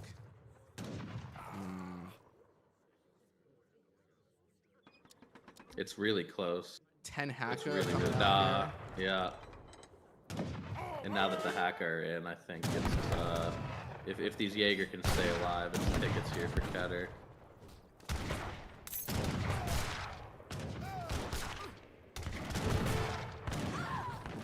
Losing a few bills as well, but yeah, those wall segments just proving to be so annoying. And I think Julian's held. Now he has just 3 Jaeger that are kind of unkillable by the H2 army. Yeah. I mean, your Haka don't even need to do anything here. Like, the 3 Jaegers one-shot Musk, right? Yeah, yeah. Looking good here for Mr. Julian. Even Explorer coming in for the snare. All these Musk are going to go down. And Keter is aging, but this is just too little too late. Sweden, even behind all of this, is scaling better than France. Well, Keter is ahead here in terms of eco, How many Torps do we have? but Okay, only 6 Torps. That's like 3 Vils. So 29 Vils versus like 40.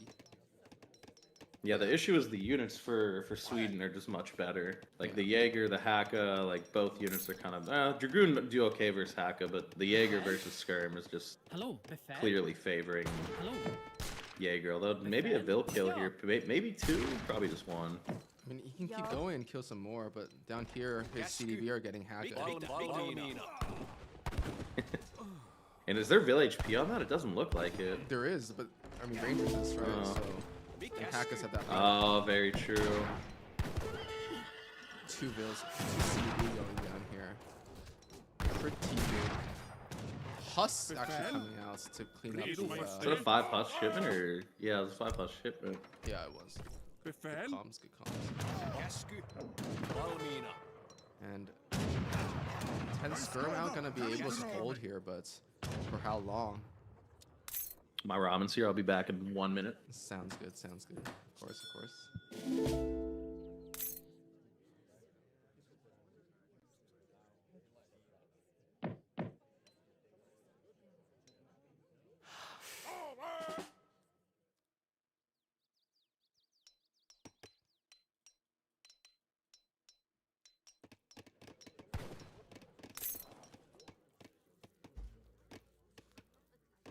So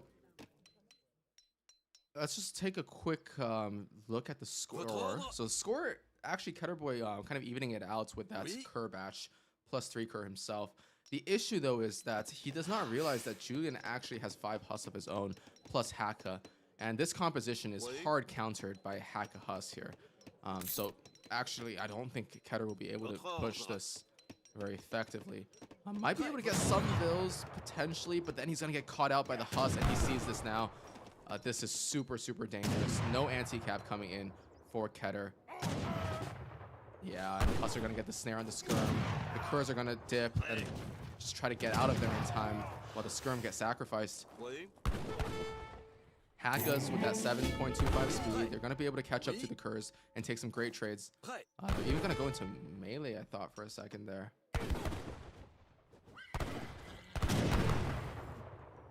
Taking some great trades at the end, killing 3 Kerrs. More probably going to go down. They're going to go into melee. Another Kerr going down. And Julian just up so much score. Ketur, as we said earlier, is probably still ahead in eco because Julian is very, very low torp pop. Just 100 pop, so 8 torps. While Ketur is on 35 CDB compared to 31 Vils. Nevertheless, the unit composition from Sweden is so dominant. I mean, Jaegers are basically 2 Skirms. They're also cheaper than normal Jaegers. 20% cheaper. That's like an insane discount. And Haka's also like a very strong goon overall.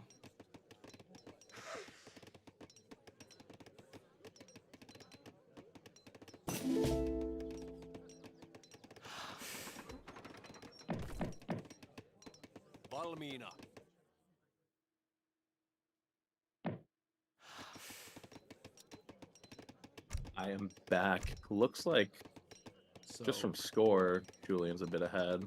Yeah, it's interesting because Julian just cleaned another big fight. So Ketur had gone for that Skirm Kerr composition, but just the 5 Hus alone kind of are enough to deal with that, right? Because your Haka will be able to kill the Kerr, and he took a great trade. Julian took a great trade, Haka against Kerr, and clean up Ketur's Skirm mass. But just doing an accounting of the eco, Ketur is still up quite a bit. 37 CDB versus 34 Vils, and also Sweden's score is a bit inflated from the church card. Yeah. He does have Falcons compared to Sweden, which have already used their own 2 Falcons. And the question here is basically, will Ketur be able to hold the next Swedish timing, right? Right now he has some anti-cap pen goons, no cav combat on them just yet, while he is going against cav combated Hussars and Haka pellets. I believe the Hus actually don't get cav combated from the Sweden card. Ranged cavalry combats. Forgot about that. Big GK. Yeah, the key advantage here for Ketur is definitely those Falcons. If he can get a good trade with the Falc, I think he's in a good spot. But if it just ends up being a Skirm on Skirm war, clearly Sweden's ahead because they have Jaeger. Right.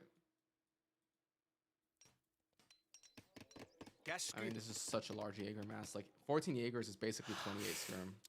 Maybe even more. They're just such strong units, and they're so cheap with Sweden as well.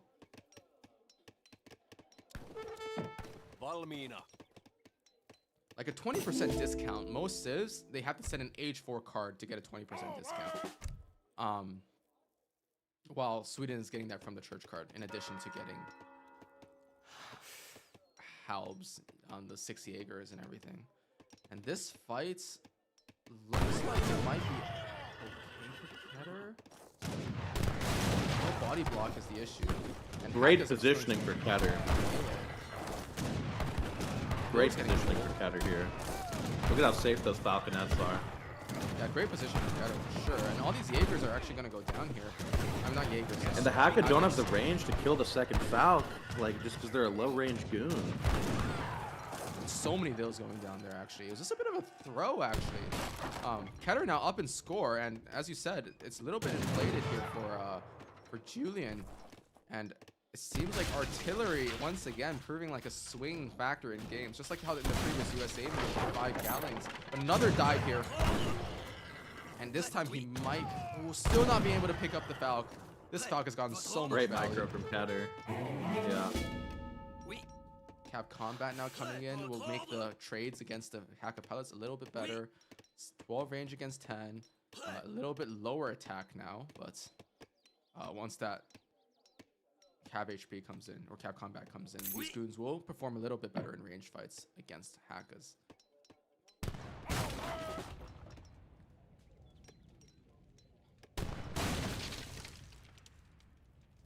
Three Kurz coming in. Not too many Haka. Like, definitely Sweden is a bit weak on anti-cav right now. With these 8 Skirm are in a little bit of a dangerous position though.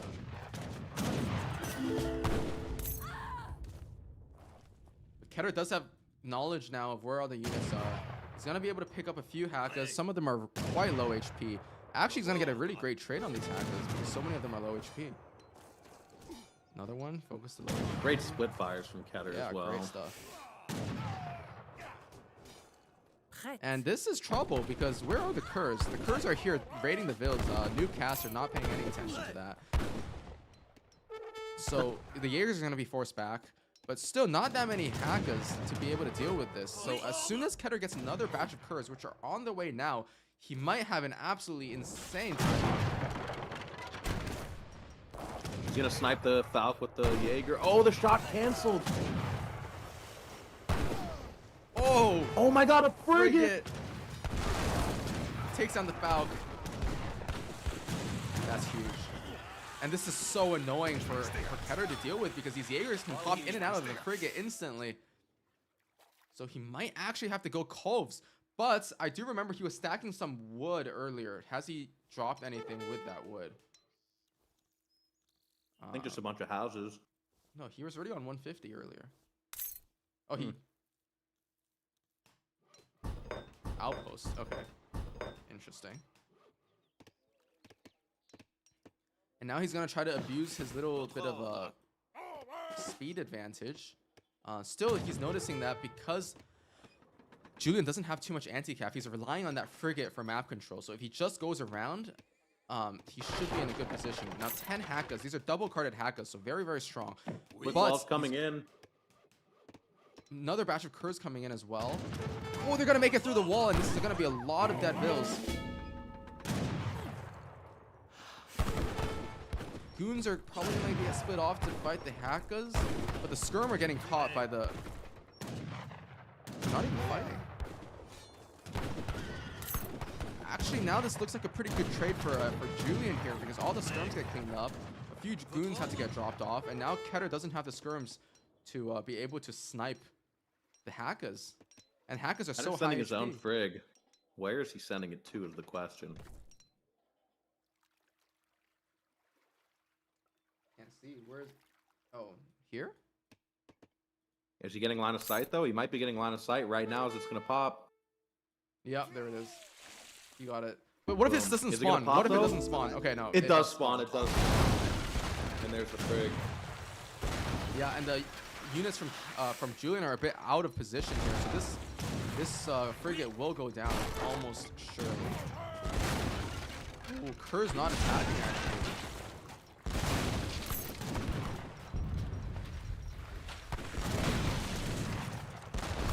Super close game. Score is neck and neck here.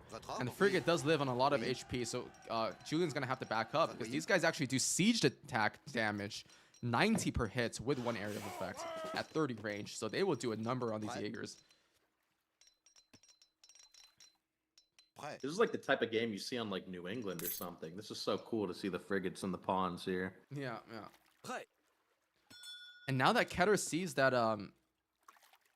Julian is going mostly Jaeger Haka, he's going for the counter composition of Skirm Cav.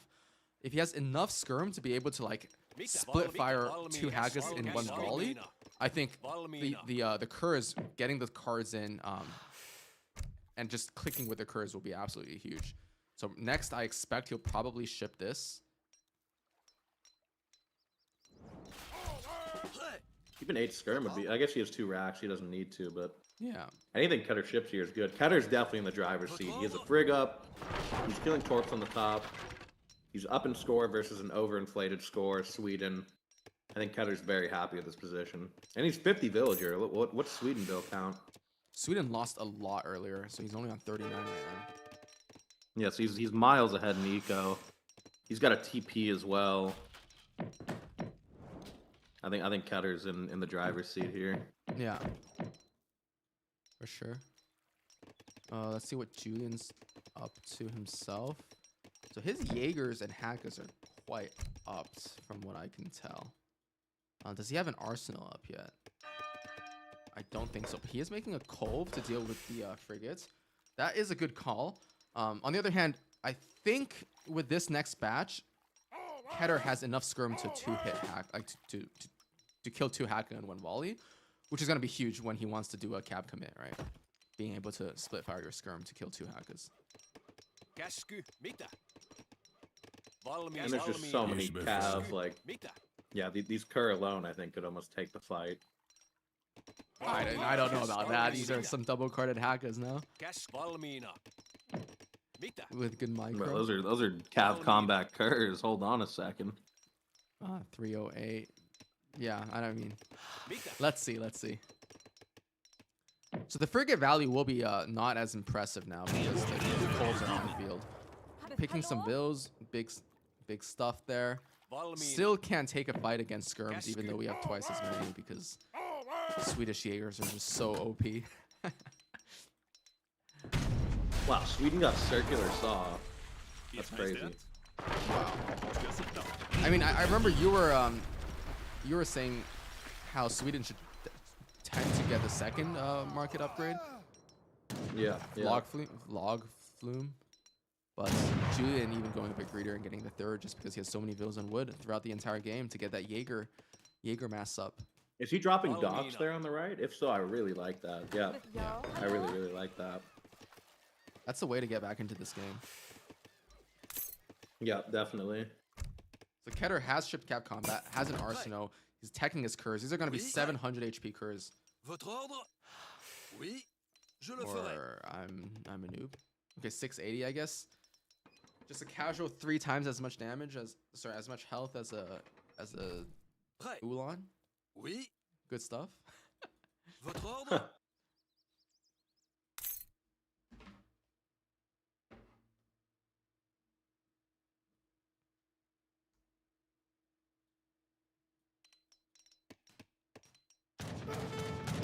Ooh, here's a click coming in. Julian sleeping. But there is a gate. I think Julian was sleeping a little bit there. More Kurz coming in from the other side. That's gonna be the game. I don't see how He's gonna you get might through. bring your way out of this one. I mean, honestly, See though? terrible. Yeah. No, I think so many vills are going down here that, and the Jaeger mass is getting thinned out a little bit by the Kurz. That I don't think it matters, even if Keter doesn't take the best trade here. There's so many Jaegers going down, more Kurz coming in here, and now the skirm advantage is heavily in favor of Keter, so it doesn't even matter. Wow, look at that hero of a Kerr killing 2 Jaegers before he goes down with that aerial effect. And look at the score now. Really great stuff for France. Killing Really 2 well Jaegers. played by both players. I think this is my favorite game of the series so far. This is really cool. Like, Julian did everything in his arsenal, like pathing abuse with the wall segments and the Falcons and the Jaeger to hold kind of well, but behind that, Keter just with a great eco and just comes back into the game. I mean, Really well realistically, played. I feel like there was... Like, Sweden probably shouldn't have lost this just because their H2 was so good. Like he was cleaning all of Ketter's mass, but maybe being a bit too passive there allowed France to outscale. I'm not too sure, but definitely like a great game from both players and super, super well played from Ketter, especially coming back from that position. I mean, this is the exact type of game you want to see. You get frigates in a pond, you get age 2 with like a good age like 3 hold. Like that was a great game of Age of Empires. Well played to both. Yeah. I'm gonna get some water real quick while we wait. I forgot to switch screen. I'm a noob. I am gonna do the same as well. Oh wait, I guess chat's just gonna have to fend for themselves. BRB.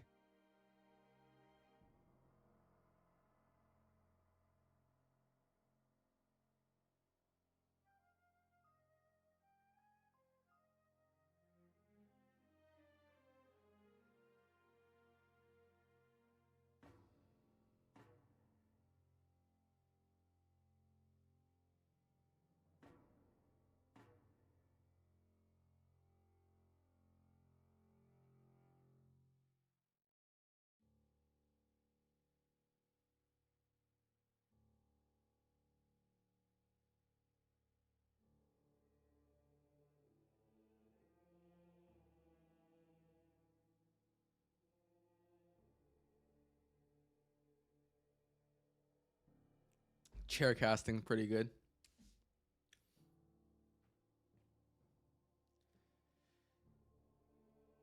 I got back first, so I'm the superior chaircaster though.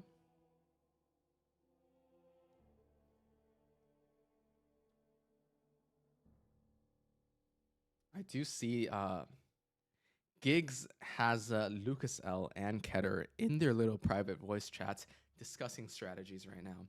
What will the next pick be?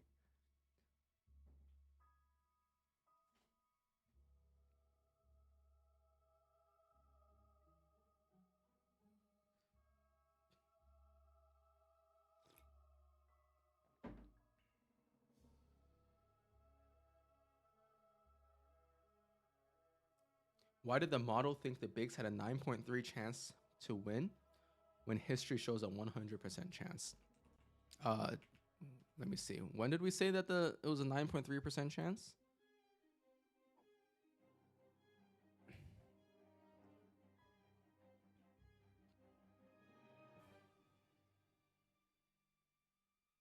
Oh, in the beginning, after the draft. I mean, there's a lot of things that are like kind of unclear in the beginning, right? Like A's, whether he performs or not. Daniel, whether he performs or not. Yeah.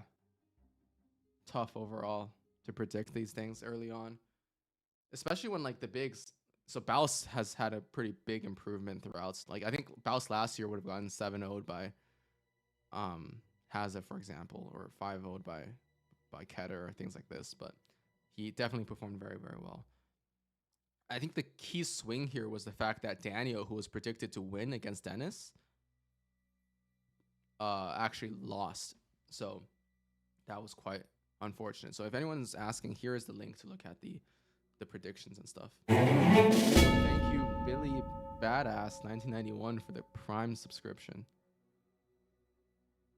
No, the model takes recent games as more important.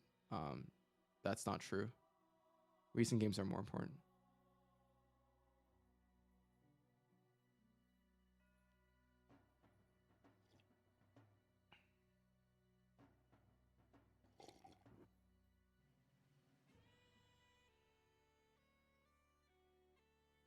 That's why Baus is better. Yeah, I mean, Baus does also have like a different performance against different players. For example, against Frontline, he tends to like, even though Frontline is a player who generally gets beat quite hard by Julian and Ketter, Baus actually kind of does better against Ketter than against Frontline, which is kind of surprising, just because they know each other well and done a lot of lobby games together in the recent past. But overall, I mean, I think in the finals, CMC just didn't have quite as good of a preparation as HBB, because there are these two matchups of Daniel Dennis and Batu Zoom, which should have probably gone the other way, and they didn't at the end of the day.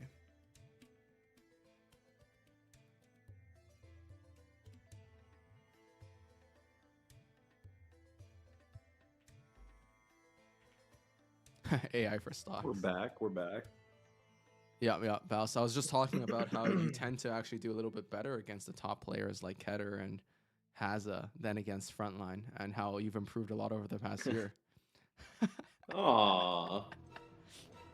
Yeah, Frontline is still my father, but I think I can definitely take games off the top guys. It's like I definitely have the skill for it. It's more just a thing of consistency than like yeah. raw talent. Okay, so you're saying you have. I think that's what makes the. I definitely have the raw talent. I'm God, but no. In all reality, I think the top players are the top players because they can do what they do like consistently across like a best of 7 series. Right, for sure. Game number 6 here. We do have a Italy mirror. You want to bring us in? I'd absolutely love to. Did you switch it on stream? You did. Okay, you're beautiful. I did. So we Ladies are, and gentlemen. yeah, on Gran Chaco, but go ahead. Ladies and gentlemen, Gran Chaco, game number 6, Keturboy versus JulianK. The current score is 2-3 for Julian. He's looking to bring, Keturboy is looking to bring it back, potentially close out the 4-3. Spawning in the south, Keturboy playing teal as Italy. Spawning in the north, JulianK also as Italy. We've seen this matchup before on this map, and I think we're just going to see some FI shenanigans. Yeah, love to see it. This kind of map is just FI galore because you have enough hunt in base. It's a pretty spread out map as well. So late game, we might be able to see interesting things in an FI mirror. Or you might just see one player have the slightly better timing and just crush a fight in that FI.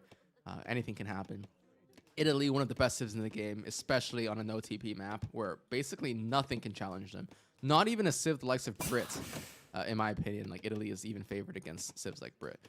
But only Balas actually in this tournament showing us that Russia against an unprepared opponent can do some wonders. I think if you prepare specific like cheese builds versus Italy, it could work. Right. But again, I think the Italy FF/FI beats like I think almost every single civ on no TP. I think every single civ. Yeah. I don't know anything that From a meta perspective. Right.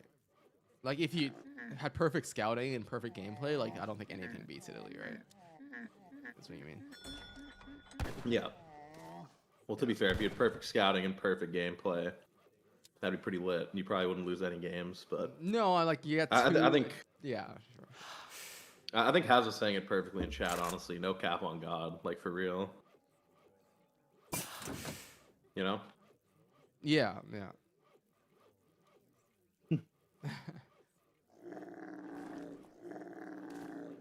I mean, Zoom only lost 3-4. It was still close. I mean, Batu has had some time to unrust himself, and historically, he's been a player that performs quite decently in tournament settings.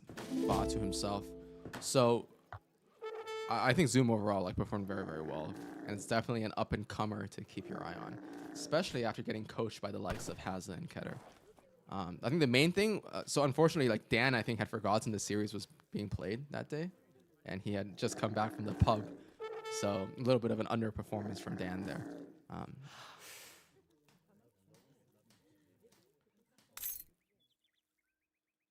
So let's see what the oh wow, 100 food. Is that's a bit late, but still probably quite good, no? Yeah, I mean a big treasure, but I don't think it impacted the H1 stuff at all. Definitely not. 120 coin. Like if anything, 120 coin. Yeah, 120 coins more impactful. Yeah. Deposited food has that second house going up.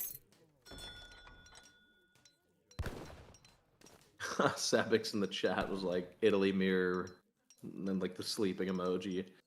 I fully agree. I do agree. Like not much happens here until the 9-minute mark. You know, if we get it Among Us lobby going right now, I think we'll be back in time for the the fight. Like once the macro game of like, you know, let me click H3, let me click H4, we could probably get a quick Among Us lobby going. Yeah.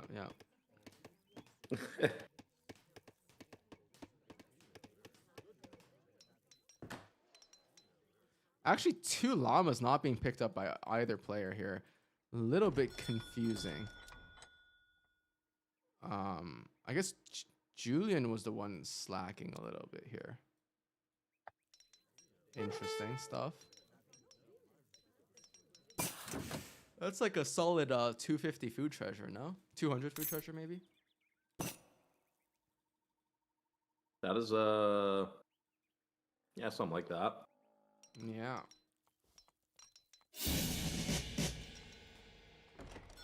See? Wait a second Whoa. here. Wait a second.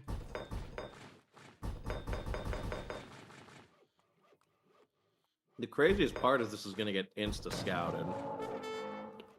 Yeah, that's unfortunate. The outpost is going right up here. And instantly he's going to That's back put the super outpost back in unfortunate. base.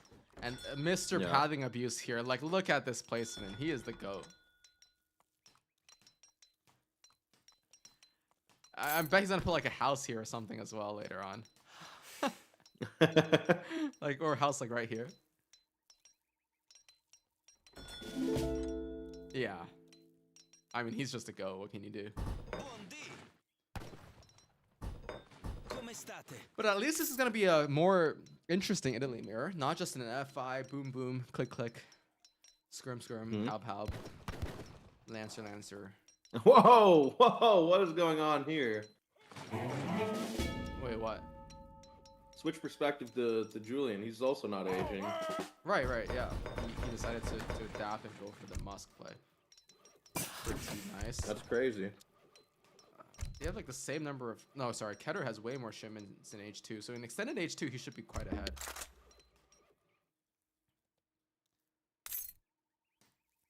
A lot of houses getting built now. He's going to be able to finish that Musk Bash. This is some perfect macro here from Keter. He knows he's been preparing.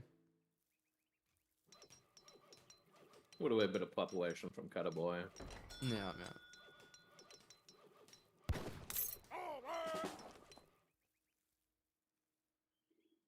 So Musk gonna go pick up this treasure. 100 XP. That'll be big. Did Keter scout the Raxes? He did, wow. Yeah. It seems unlikely that either player will be able to push.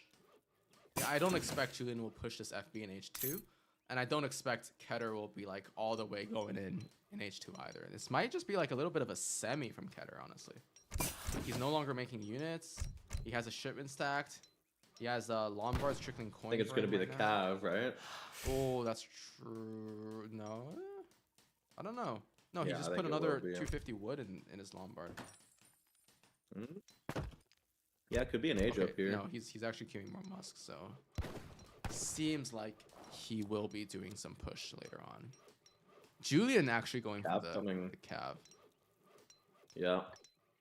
An age 2 Italy mirror, I feel like this is something they might have typed like pre-game almost. As like, yeah, let's like both like play age 2. Yeah, that's You just never not know. FI. That's kind of annoying. Yeah, although to be fair, Julian did move his tower forward, so maybe not. Keter Although actually- it's interesting, the adaptation from Julian isn't just a straight FF, it is to mass and base himself. Yeah, I think he's gonna wait for this timing of the Papal Lancers and just push. But actually, Keter also getting his Papal Lancers in pretty soon, so they're gonna basically pure mirror. And it looks like Julian has the superior mass of Musketeers for now. Keter will get 10 in very. Yeah, the Keter with Defender's advantage here. Yeah, he is gonna get 10 out here, and popping the Stratius. Good stuff. Good, they're in a good position as well. Musketeers in a good position against the Explorer. Stratius. Explorer Snare. They're tanking so much damage. 30% range resist though. 2 Papal Guard going down, or Papal Lancers going down. Stratia going down as well. I think this looks great for Keter. Yeah, another one low HP. Looking good for Keter, but all the Cav basically goes down for both sides. Keter has a little bit more Musk mass now. There is always this range infantry HP card that can be shipped for both players. Or at least Julian have that. Yeah, both players have that in deck. Yeah, and this looks like GG for Keter. Not GG, but he's significantly ahead. He has the Musk mass. He He also has more cards H2, as you were saying. Like Julian doesn't have as many H2 cards. He will run out eventually, and I mean this looks like it's over, right? Yeah, definitely. I mean, you can pop bows and Minutemen and Paviziers, and this is the timing that he has a chance. But Keter is gonna back out just in time to not get snared by anything, and he's gonna be able to contain from now on. Because if you look at the map, Julian is very, very nearly out of hunts. Yeah, and Keter just holds map control. He's got 2 forward racks, a forward tower. He doesn't need to push in. There's his 8 bow timing, and now he just clicks back in, and he just has way more stuff. Yeah. And Julian's gonna have to herd this hunt, but he's not gonna be able to get it in because of this massive infantry ball from Keter here, and the score says it all. He is definitely up here.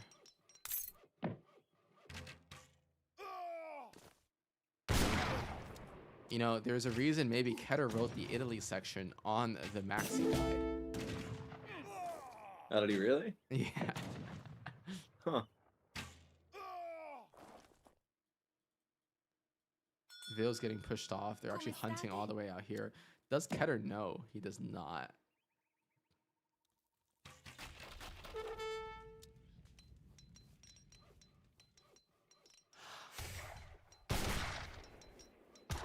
Musk's going for a little raid, but getting caught by an equal number of Musks. So this trade will probably go fine for both players. Maybe Yeah, but this is Keter's bread and butter. He loves doing these like side Musk raids and APMing around the place. I think this style definitely favors Keter here. Yeah. And all these units are gonna get caught. 5 Musk batch out for Julian here, but still it looks like there's just more stuff for Keter even with that reinforcement batch. 10 more Musk coming in for reinforcements. Musketeers fighting Bills, idling everything, and Julian is absolutely out of hunts now. And he decides that is time. He's calling it. It is 3-3. Once again, these two players bringing it to the deciding game of the series. And this is how it goes, and we'll see. I know Keter has to pick first here, so Julian does have the counter pick advantage. Yeah. Julian And still what is has the map Brits. again? He still has Auto. He has France. I mean, a lot of great civs for Julian left. Yeah, I mean Julian plays every civ, so definitely a wide pool to pick from. Yeah, but you won't catch him playing China in tourney. Of course. I predict. Has Julian played Spain yet? He hasn't, right? No. France, Spain, Brit, Auto. These are all on the table here. Oh wow, those are such strong civs to have on the table. Yeah. Yeah, Keter's gonna be in a bit of a world of hurt just in terms of civ picks, because what blind pick do you have here that's like really strong? You know what I Brit, mean? maybe? Spain. Yeah, Brit, yeah, Spain, yeah. I Brit. guess Brit. No, you Brit. can't even pick Well, Spain because you get autoed. Yeah. Well, the civs you'd want to pick on this map are Lakota and Germany, just because you get the TP start potentially. But you can't pick German because of Spain. And you can't pick Lakota, I think, because of Spain, maybe? I think I'm not sure, that actually. matchup is not horrendous for either side, right? It's kind of close. Yeah, maybe we will see Lakota, but I'd predict a Brits from Keter. Brits is pretty safe, pretty standard. A lot of hunt on the map as well. And yeah, Julian just has so many strong civ picks. He's got Spain, he's got Auto, he just has so much. I predict Auto from Julian, I guess. Yeah, I feel like no matter what, Auto will be a good pick here. Lakota can do okay against Auto, I guess. Yeah, so like if you're Keter and you're gonna face Auto, what do you pick? Like you can't go German because Spain. Ports would be a great blind pick as well. It's a good shout from Sebix in chat. I guess Port and Brit are probably the two safest options Keter has here. Yeah, Keter does pick Germany, so guess what? He does. guess what? Julian No picks way. He goes Spain. Spain train. Yeah, that's I played a series versus Kevin where it was like 3-3 like years and years ago, and I went Dutch blind pick on the last map because it was like the last civ I like really played. Right. And I remember Kevin said like, "Are you sure?" Are you? And I'm like, "Yeah." And then he goes Spain. So I think this is one of those situations where maybe Keter has something cooked, but I feel like Keter might not have thought about the Spain counter pick or something. Or he's just comfy with it potentially. But this matchup feels insane for Spain, like insanely good. Yeah. I mean, I think last time when they played this on this exact same map, exact same matchup, Keter kind of overmade War Wagons and Julian just skirm-rotted him. But there is a world where Germany can win this game. Like I've seen, like the likes of Kaiser Klein beating Revnak in this on similar maps like very often. If you just play optimal Germany and you respond to everything Spain does, there is a way. If there's a will, there's a way. Now there's definitely a chance, but it's gonna have to be like an outplay kind of scenario from Keter. For sure. He'll have to play significantly like better, higher level Age of Empires. Bring us in though. We are on map number 7, the final game of this playoff 7 between Keturboy and JulianK, the rank number 1 and rank number 2 players in this game at this moment. On the south side of the map, we have Keturboy playing as Germany in the color blue, Julian in the northeast side of the map playing as the Spanish in the color teal. The first thing to see here is this is one of the only maps where Germany can actually start TP, and that's always a big thing for Germany to have that XP curve because of their natural Civ nerf / Civ bonus. Spain, of course, building their TP as well.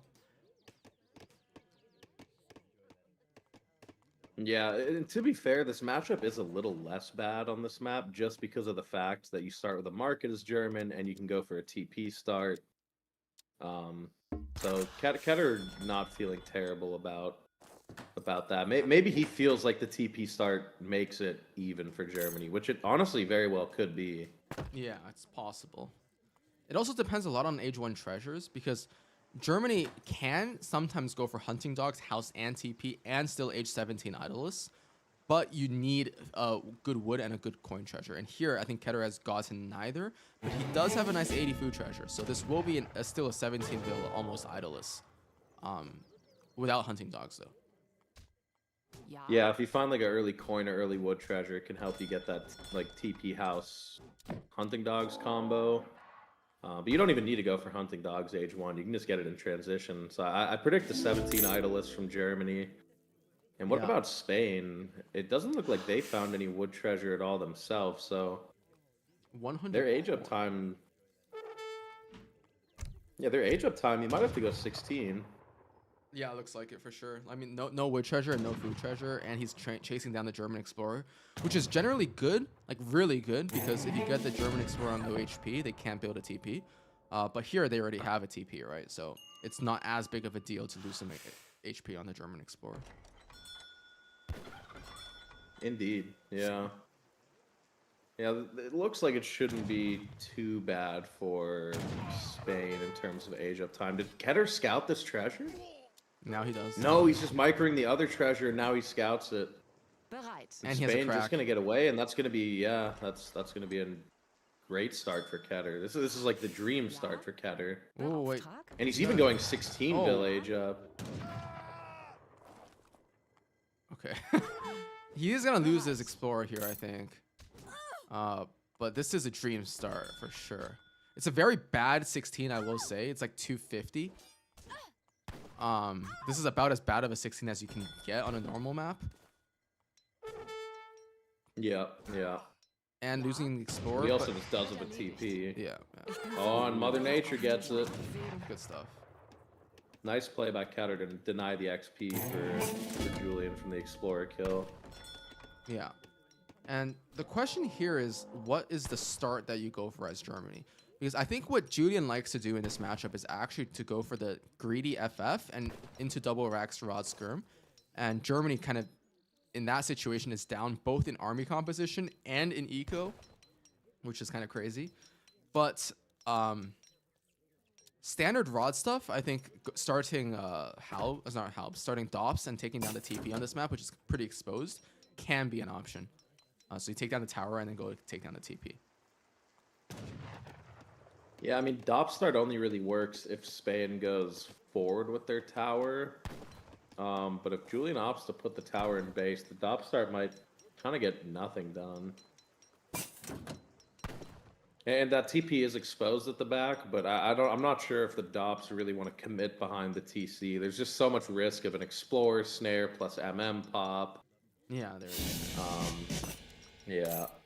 We'll see what it's going to be from Keter. Instant steel traps. Probably going to see a Rax or a Church if he wants to go straight FF because he has the TP start.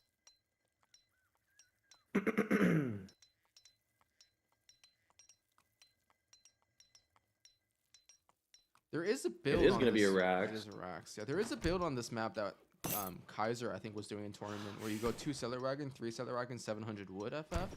And unlike, I mean, this build exists on normal maps as well, but I think it's like very seamless on this map because you get a shipment instantly when you're up. On age up. Yeah. Yeah. Which is really nice. And there's Dops in queue. There's the forward tower. I think Ketter's doing the correct adaptation here. And he scouts the tower instantly, so the Dops can get there. He's gonna go revive his Explorer. Maybe cause a little bit of idle time, but not too many vills for pickings out here.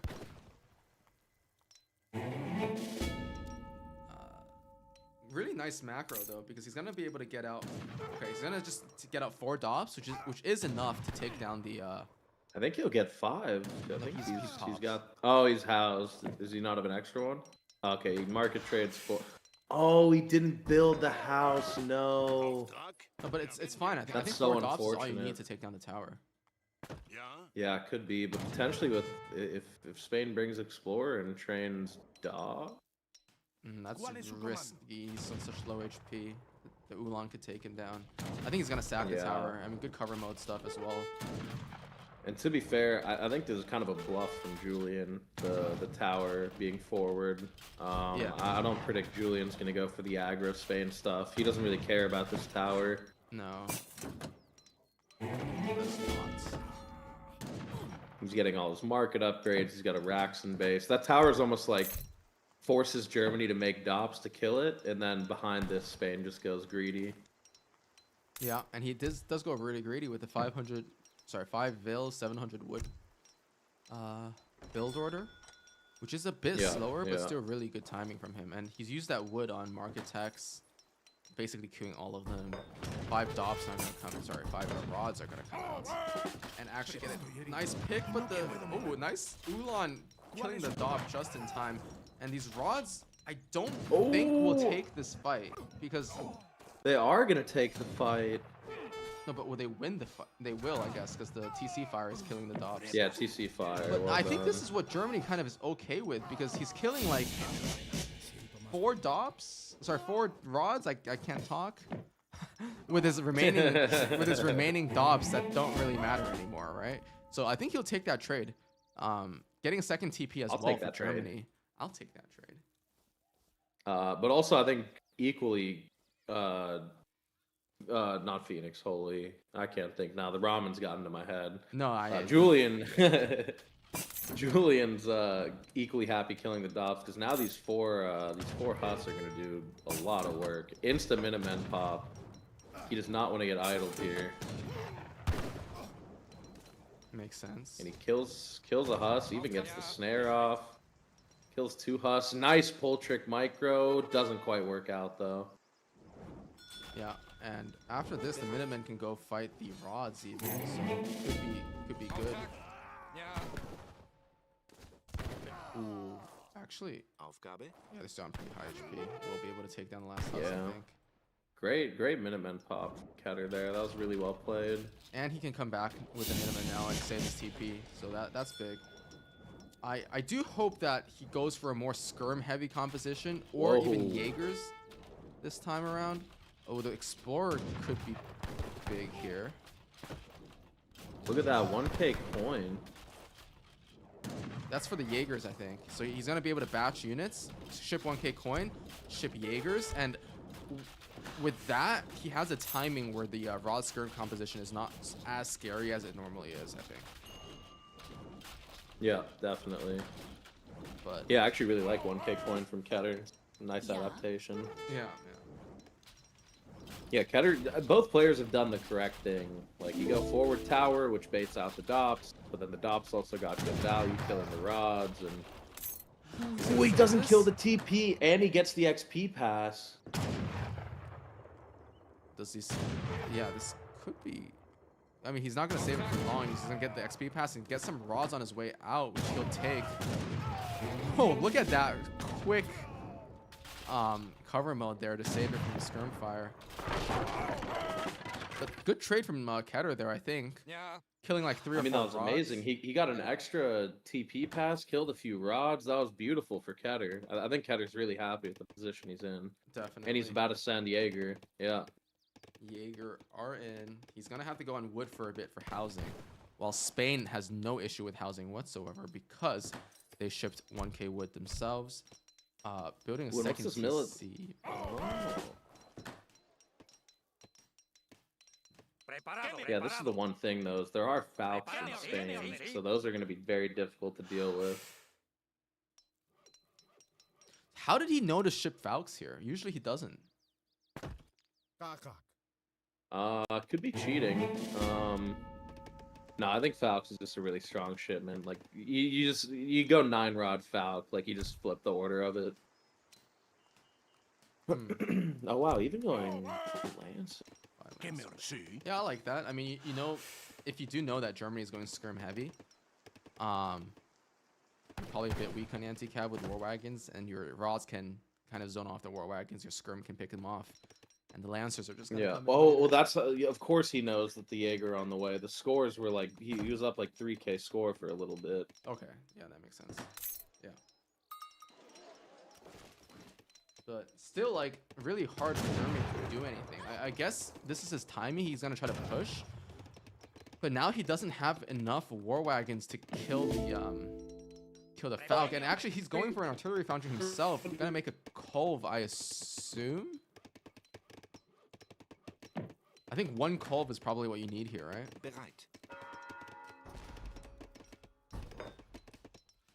But no coin. Like, he's... Yeah, I have no idea. This game is... It just seems like Spain is still in control, and Germany just doesn't have the right timing to be able to punish anything.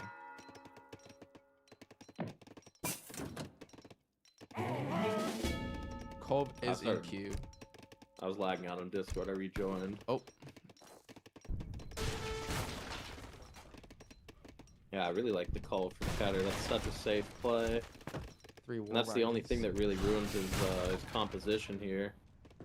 And Keter also playing safe, shipping war wagons. He sees the Lancer from Spain.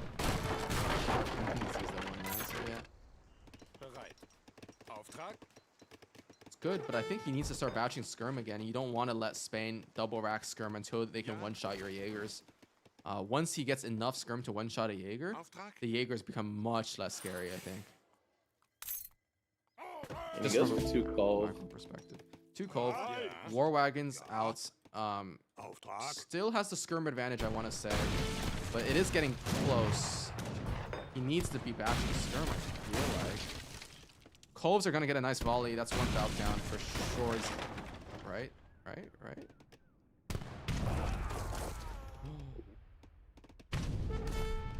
Oh, he doesn't quite get... Okay, no, surely. He's got it, yeah. Oh, he didn't shoot the Falc. Damn. Wow, and Julian's going to be able to go back and heal. That's so annoying. And he's going to probably be queuing up Kolbs of his own now. Yeah, he's macroing for it. Oh, no, he doesn't have it. Yeah, there it is. Okay. Super annoying stuff.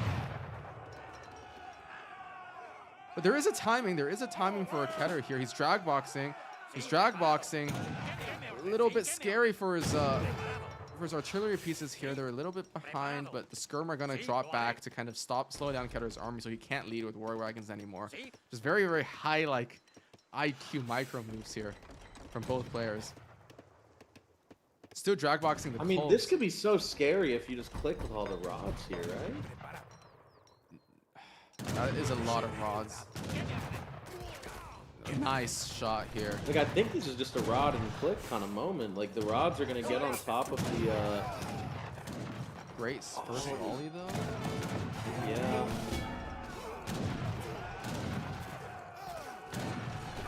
And this is just the issue of there's just so many rods and so much stuff to micro here for Ketur, and it just looks like he's slowly getting cleaned up.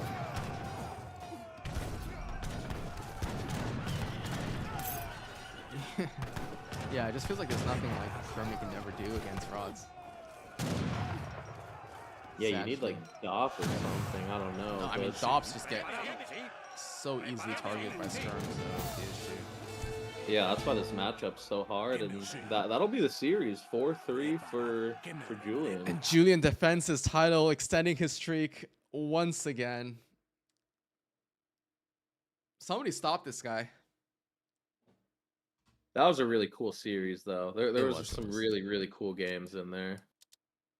I think Ketur will be a little bit sad about that USA mirror game. I think that was the game that he could have won. Yeah, yeah. But I mean, I don't even know if it was really necessarily like a miss micro from Ketur that game, but more just like a unfortunate pop of the Gatlings. I don't know. yeah. But all in all, like as I predicted, this is going to be a 4-3. It's just who it goes to, and Julian took the game one, and that was kind of like the momentum he needed to close it out 4-3. Yeah, yeah. And somehow, like Spain is out ecoing Germany, and has the advantage in army pop. Like this build is just so hard to deal with when you go in base Spanish gold 1K wood and just double batch Skirm rod. Yeah, I mean, I think Ketur actually played this matchup in this game super well, but just maybe the matchup is too hard to overcome. Yeah. Yeah. Rip Germany. Stop picking the Civ, guys. Never play it again.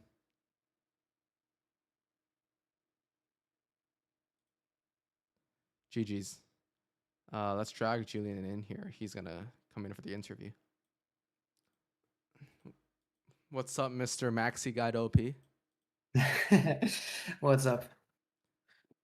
How's it going? Do you like my new name? I think I do, but Josh is in chat, not very happy about that. He's not? Well, I don't mind. Yeah. Good stuff. I'll give you 15 seconds to shout out your guide, and then we can go in for the interview. Oh, yeah, right. Check out the website, guys. It's brand new. It was a lot of work. It's beautiful. And the guides are even better. All right, that's it. 5 seconds. That was quick. Good stuff. All right. Let's go game by game. First of all, what'd you think about that series? I mean, you needed to just take one game, but Mr. Overachiever here took 4 games. Yeah. Good stuff. I think I needed 2, no? Oh, sorry, 2 games. Yeah, you need 2 games. Yeah.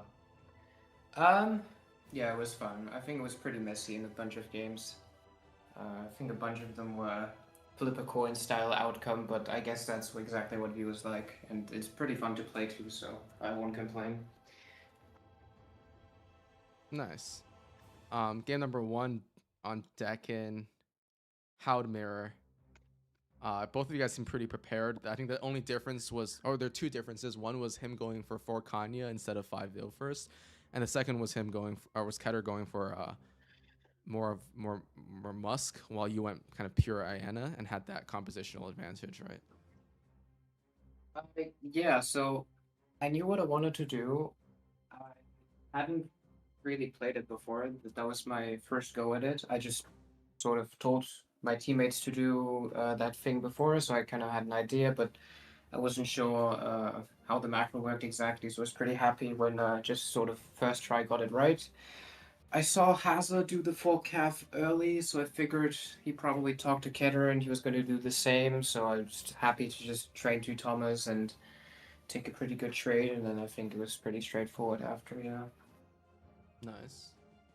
What about the Brit game? I know historically, I mean, I've played that matchup a lot, and it feels like if you start Rax as Brit, you're pretty cooked, but that was some grade A, S tier pathing abuse there.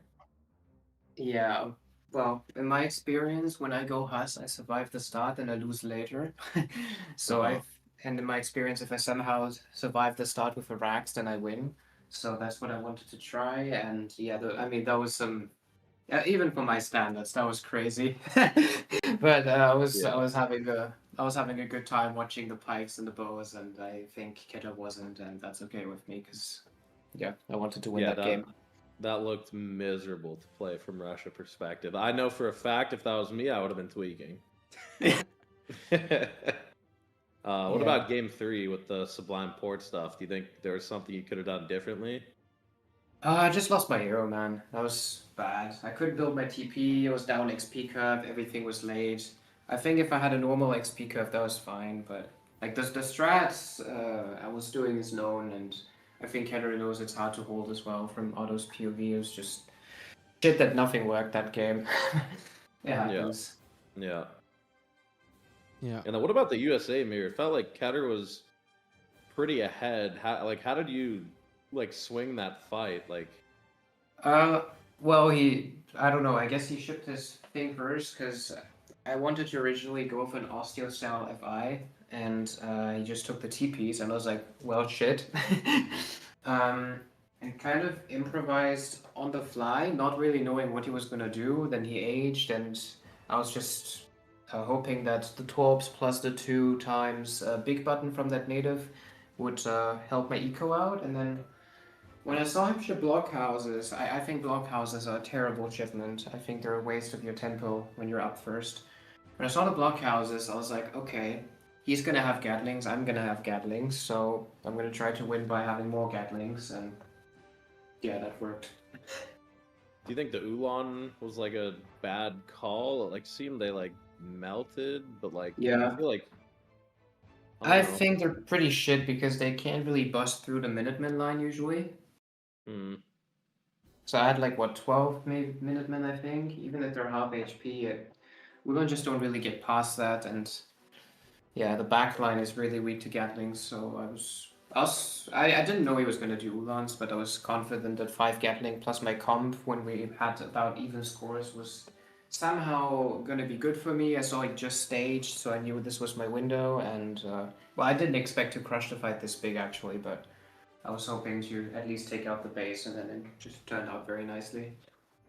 Yeah, Ketter had a really nice like build, I guess, in terms of economy. He had like TP Stagecoach, second TC behind it. It seemed like he was getting set up really well, but I guess getting crushed in that fight just made that game not comebackable. Yeah, I was do or die for sure. But yeah, I knew he was way ahead if I don't kill him right now. Right. Sweden France, that was like one of the most interesting games of the series for me personally. Seemed like holding the H2 pressure from him, like you did that very, very well, but somehow I think France had the better eco and scaling going through into the late H3. Yeah, I don't think I lost many bills. That was kind of crazy. Like I kept cleaning him and cleaning him and cleaning him, and he would just come back with the same amount again. And I never really thought I had a window to really push out. I was always on like 3 or 5 Jaegers. So I don't know. He just played well, and well, the final moment kind of sucked because I had a lag when his army came in. So Oh yeah, it looked like that. yeah, my army was just AFK, right? And then I'm like, oh well, this curse on my skirms. Yeah. But I think he was ahead anyway. I think he was gonna win that, if I'm honest. So I wasn't too butthurt about that part of the game. More about how it got there. Yeah, interesting. What do you think about that matchup overall? I guess you probably tend to favor Sweden a bit since you did the game. I thought Sweden was gonna have the edge. If I knew it was gonna be this close, I would just mirror. I'm usually confident in mirrors. I mean, No, I didn't. I didn't play France nor Auto. It's a bit sad. I should have. Maybe the same thing for Auto. Next time I just mirror, so I avoid stupid stuff with dying explorers. Yeah. Italy mirror, very interesting for the viewers. Everybody was about to go to bed, and then they realized that it wasn't an NFI mirror. Yeah, so I think this H2 build has been around for a bit, but I never thought much of it in a mirror. And then it was I was playing with Psionic a few weeks back in EPL, and I realized that apparently you can't really stop it. And I guess Ketter knows the same thing. And he went for it, I went for it. I was the dummy. I pushed out first. He had defender's advantage. I lost. But it was a nice Musk calf mirror. Yeah. And what about the last game? I mean, Spain-Germany is pretty Spain-favored matchup just because of rods, but do you think the TP start makes it more even, or do you think it's still just pretty hopeless? No, I think that was easy as fuck. No offense. I saw him. I skipped through his civs and I figured he'd pick Brit. I thought Brit was the safest bet, and I would auto, but I guess that's not exactly a fun matchup either. I thought he would, because I think I did the exact same thing to him on the exact same map in some other tournament. Spain counterpicking Germany on Florida, and kind of went the same way. I originally was wondering if he was going to add Falks this time around, but I couldn't really see any of that, and yeah, so it just went really well.